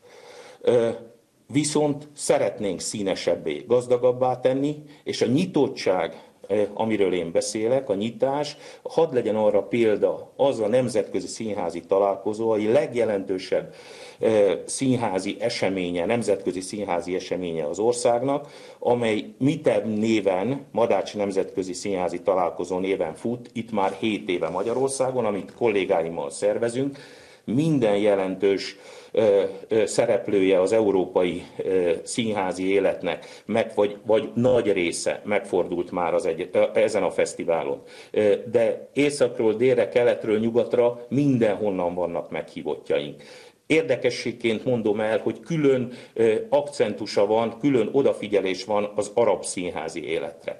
Ez az én értelmezésemben a nyitottság. Sajnos első pillanattól kezdve politikai dimenzióba került a kérdés. És nem azért voltak október 23-án 15 000-en a tüntetésen, ha voltak annyian, mert a diákokkal mentek szolidaritást vállalni az emberek, hanem azért, mert a baloldali politikai pártok tulajdonképpen kampányító gyűlést tartottak. Én nagyon remélem, hogy a diákság is előbb-utóbb látni fogja azt, hogy mennyire eszközként van használva. Hiszen rögtön a kezdet-kezdetén, már augusztus elején kiképzést kaptak a diákság egy része, ismert baloldali mozgalmárok, egyetemfoglalást tanítottak nekik. Az egyetem korábbi vezetése pedig kettős játékot játszik. Ugye egyrészt azt mondja, hogy oktatni szeretne, másrészt a jelenlévő Upor László az már szeptember elején megírta levelét az Oktatási Hivatalnak, hogy állítsák le a fél évet. Végig minden egyes történés, ami az egyetemen van, a baloldali pártok szervezésében és politikai irányításával történik és valósul meg. Ennek ellenére nincs más út a párbeszéden kívül. Ennek ellenére muszáj, hogy szót értsünk, még akkor is, ha jelenlévő Upor László dehumanizál már bennünket, nemes egyszerűséggel emberi tárgynak nevez engem, illetve az új vezetőjét az egyetemnek. Nagyon nehéz így. Ezzel együtt is a kuratórium minden egyes alkalommal jelzi szándékát, és jelzi jó szándékát. Felhívnám a figyelmet arra, hogy az átalakult egyetemek, azok 30 000 diákot tanítanak. 30 000 diáknak nem okozott különösebb problémát az a változás, ami megtörtént. A mi alapszabálymódosításunk semmiben sem különbözött első körön attól, ami ezen egyetemeken megvalósult. Itt ez az 500 diák nem fogadta el, sajnos nem az 500, hanem annak egy része, az a mag, aki augusztus elején kiképzést kapott erre. Nagyon szeretnénk mégis hinni azt, hogy jó irányba terelődnek a dolgok, mindent el fogunk követni ennek érdekében. Tapasztalni fogják, hogy gazdagodni fog az egyetem, sokszínűbbé válik. Azok az ellenvetések, amelyek például bizonyos megszólalásaimat fölerősíték a keresztényi fogalomra tett utalásaimat. Számomra a kereszténység a nyitottság metaforája, a nyitás és a befogadás metaforája. Azt szeretnénk, hogy ez az árt intézmény, amely szakított a korábbi hagyományokkal, hiszen korábban például a színészképzés több színházra, nagyon széles körét érintve a színházaknak valósult meg. Odáig vezette az egyetemet, hogy most 2-3 színházból kerül ki a tanári gárda lényegi része. Abban bízom, hogy változás történik, fordulat történik, és el tudják majd azt képzelni, hogy egy asztalnál ülünk, hogy megvitatjuk elképzeléseinket a Színművészeti Egyetem jövője kapcsán. Például teszünk egy nagy kísérletet nemzetközi szinten is értelmezhetővé tenni azt, ami történik. Jelen pillanatban a nemzetközi élete, például a színművészeti résznek elenyésző. Sok-sok külföldi tanárral, sok-sok úttal, sok-sok megmérettetéssel. Nagyon komolyak a szándékaink, nagyon tiszta szándékkal állunk ehhez a történethez. Zárásként azt szeretném mondani még egyszer, ez nem mostani történet.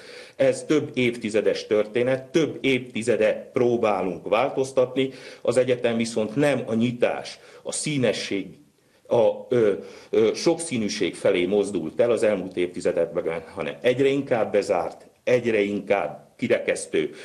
Ezen szeretnénk változtatni. Köszönöm.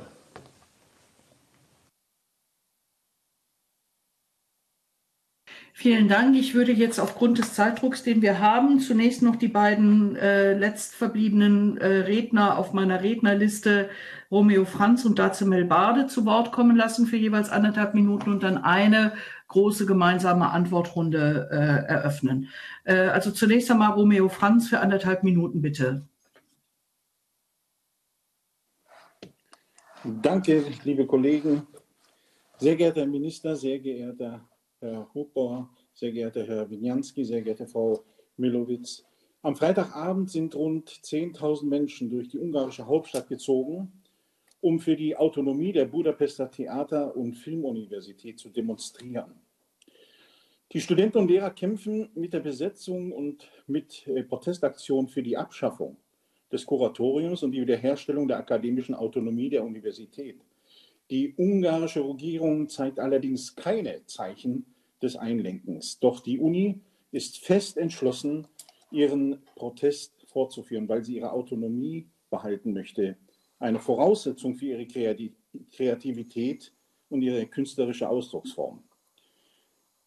Herr Vidnyánszky, Sie fordern, dass sich die Uni auf die Nation, die Heimat und das Christentum konzentriert. Dieser Weg der Renationalisierung der Hochschule ist besorgniserregend. Ich denke, dass meine Kolleginnen diese Sorge teilen. Demokratie lebt von ihrem kritischen Diskurs. Kreativität und Kunst braucht Freiheit und keine Konformität. Sie muss vor allem autonom sein. Und nach all den Protesten, die nicht weniger werden, sondern sich ausweiten, in Europa haben sich zahlreiche Kunsthochschulen solidarisiert und auch international gibt es von namhaften Kunstschaffenden großen Zuspruch für die Studenten. Welche Schritte werden Sie unternehmen, Herr Minister, um den Rufen der Studentinnen gerecht zu werden? Dankeschön. Vielen Dank, Romeo Franz. Als letzte Fragestellerin Dazimel Barde, bitte.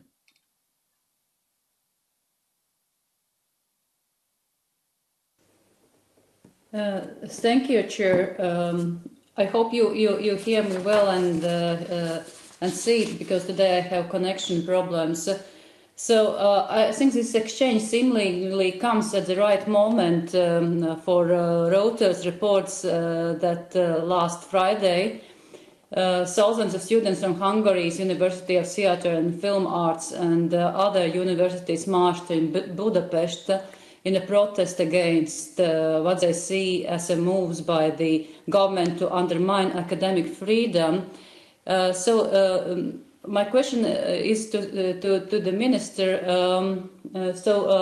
I think it's good that you were telling us that you have success in film industry and you plan to invest more money in the film industry and in education to promote the industry. but it seems not the main reason why the students are on the streets. And what is your explanation? Why still after offering even additional financing to education, why students are still on the street? And how what are the main reasons behind it, and what do you plan to do with that?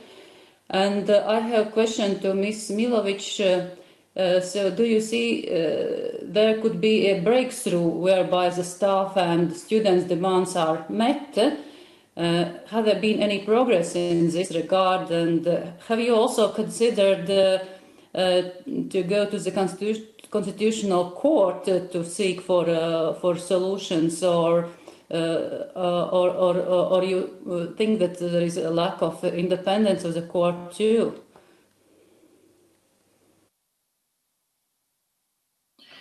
Vielen Dank, Frau Melbarde. Ich würde jetzt in der Reihenfolge, wie es ursprünglich auch vorgesehen war, unseren Gästen das Wort erteilen. Zunächst einmal Herr Minister László György, bitte. Sie haben das Wort für 3 Minuten.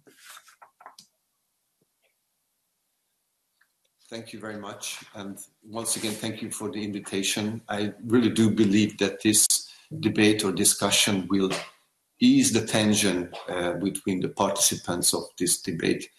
I believe it is already a truly professional debate and not a political debate.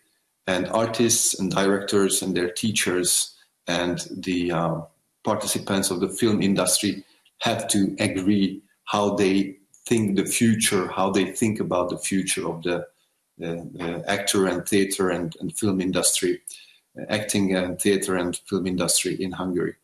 Firstly, this change is truly, fully in line with the constitution, with the laws, with a policy that was created 4 years ago in 2016. And we had numerous continuous negotiations since 2020, February 17th, where we first met with the rector and directors at the Budapest University of Technology and Economics. The second negotiation was on February the 24th between the rectors of the art universities. When we are talking about the members of the board, who are the members of the board? One of the greatest directors currently in Hungary, one of the greatest actor, one who is representing the film industry, and 2 businessmen, top businessmen, who are the mecenas of the industry. It is not uncommon that universities are having businessmen, top businessmen, mecenas in their boards. As some examples, I already told you that it's a professional issue, and the autonomy of the university increased since September the 1st and not decreased. So the autonomy of the university is larger, and this is a professional issue, and they have to agree, the actors, directors, the teachers, and the members of the film industry. Let me give you some examples. The top 10 universities around the world in the arts, film, and acting are private universities.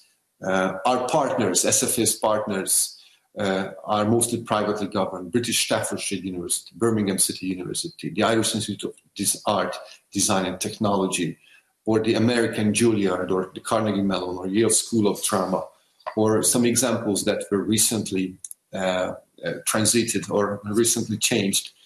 Some examples which universities recently changed the structures from government run and led to private run, private led. The Jagiellonian University, Finnish Aalto University. So I really, once again, wish good luck and much success for the professional discussions. We are theater-loving nations. We are the 3rd in the sold numbers of theater tickets all around Europe, and we would like to be the first ones. And these changes to help our industry and our this segment of life to grow and flourish. Thank you very much. Vielen Dank, Herr Minister. Als nächstes Herr Attila Vidnyánszky nochmal für 3 Minuten, bitte.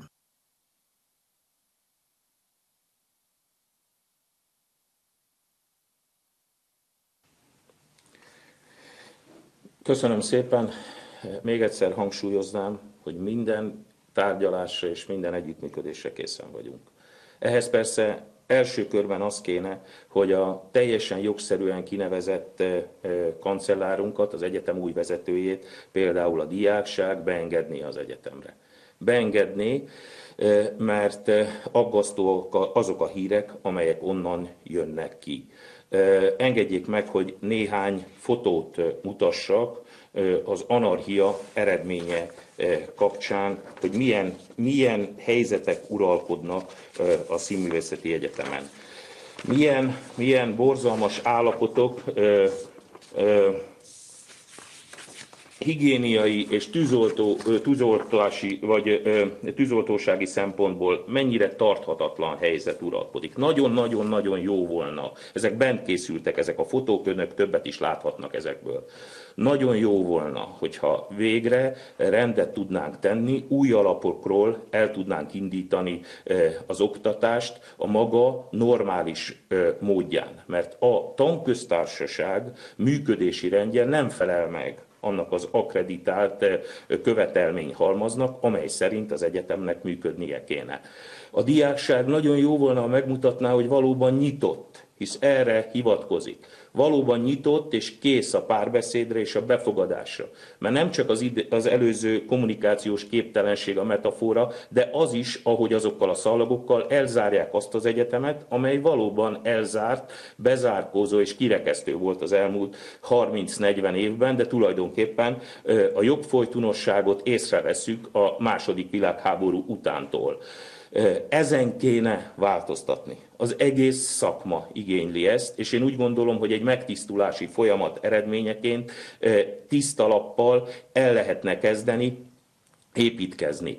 Képesek vagyunk rá, alkalmasok vagyunk rá, kiváló szakembereink vannak, engedjék meg, hogy más hang is megjelenjen az egyetemen. Legyenek valóban nyitottak más gondolatokra, más módszertani megoldásokra, másféle esztétikai megközelítésre is. Ez gazdagítani fogja a magyar színházkultúrát, gazdagítani fogja a magyar filmkultúrát, és általában a magyar kultúrát is. Ne taszítsanak el bennünket. Próbálják a jó szándékot megérteni, megérezni bennünk. Még egy utolsó mondatként, nagyon komoly lehetőség van arra, hogy egy új kampuszt megépítsünk, és egy új korszakát kezdjük el ennek az intézménynek. Köszönöm szépen! Vielen Dank. Als nächster hat jetzt Herr László Upor, der frühere amtierende Rektor, das Wort. Bitte schön, Herr Upor. Thank you once again. Briefly, our protest has never been political. It was always about the profession, about autonomy. During the negotiations that were not real negotiations, we suggested the postponement of the law until more thorough research and negotiations. We suggested our representative being heard in the Parliament committee in Budapest. We suggested some alterations in the proposed law. We recommended members to the board. We presented the ministry dozens of specific questions to discuss. We prepared our own version of the deed of foundation and the bylaws, etc. None of these requests have been heard. I was not heard before the Parliament committee. We were not given any chance to negotiate. In other words, the changes went through without any real participation by the university. So it's not political; it's professional. And yes, the autonomy increased. That means the board can change the bylaws overnight, anytime. That is not the increasing autonomy. It's increasing autonomy for the board and not for the university. The negotiations, the last negotiation between the board, even before they were appointed, and us, we didn't go to that negotiation because what happened before. This negotiation was an opportunity for the board to deliver the new deed of foundation that they signed 3 days before they come to office. This is not collaboration. You heard Mr. Vidnyánszky speak, who really is a wonderful theatre director, but he came up with at least 3 different conspiracy theories. You were witnessing that. And this same person has led a long campaign of several years denouncing our university. In other words, he ruined the reputation. He keeps ruining the reputation of our teachers and students for many, many years before he wants to join us.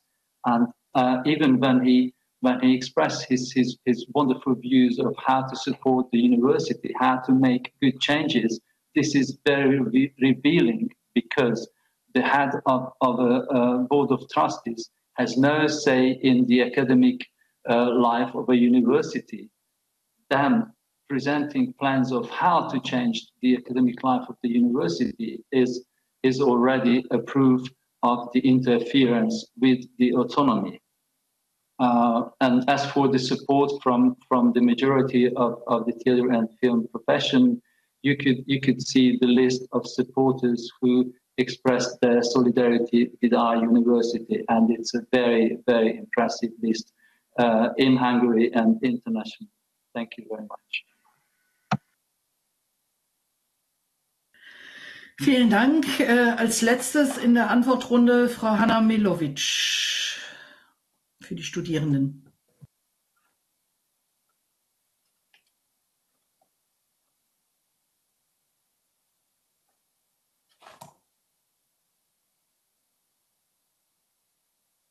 And we're also not manipulated by our professors or the leaders of the university.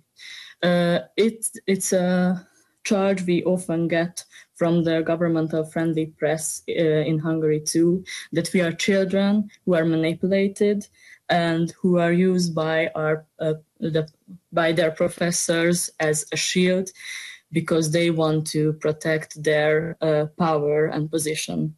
This is untrue. It is false. We are protesting for nobody but university autonomy, because it's hurt due to forced restriction. No one is paying us. We are fighting for academic freedom, which is much universal and permanent value than party politics. And that's why we did have turned yes to Constitutional Court, asking to repeal the act which created the foundation. Students and teachers jointly turned to the Constitutional Court. Thank you. Vielen Dank. Ich denke, das war für uns eine aufschlussreiche Sitzung. Ich möchte mich an dieser Stelle dafür bedanken, dass Sie uns hier Rede und Antwort gestanden haben. Und auf der Basis werden wir sicherlich auch noch weitere Diskussionen führen.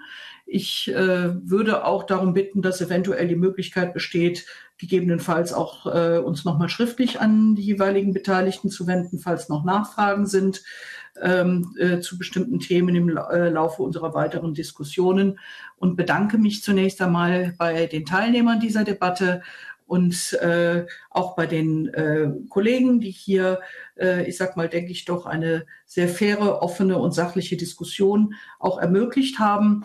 Und wir sehen uns dann heute Nachmittag wieder um 16:45 Uhr. Vielen Dank.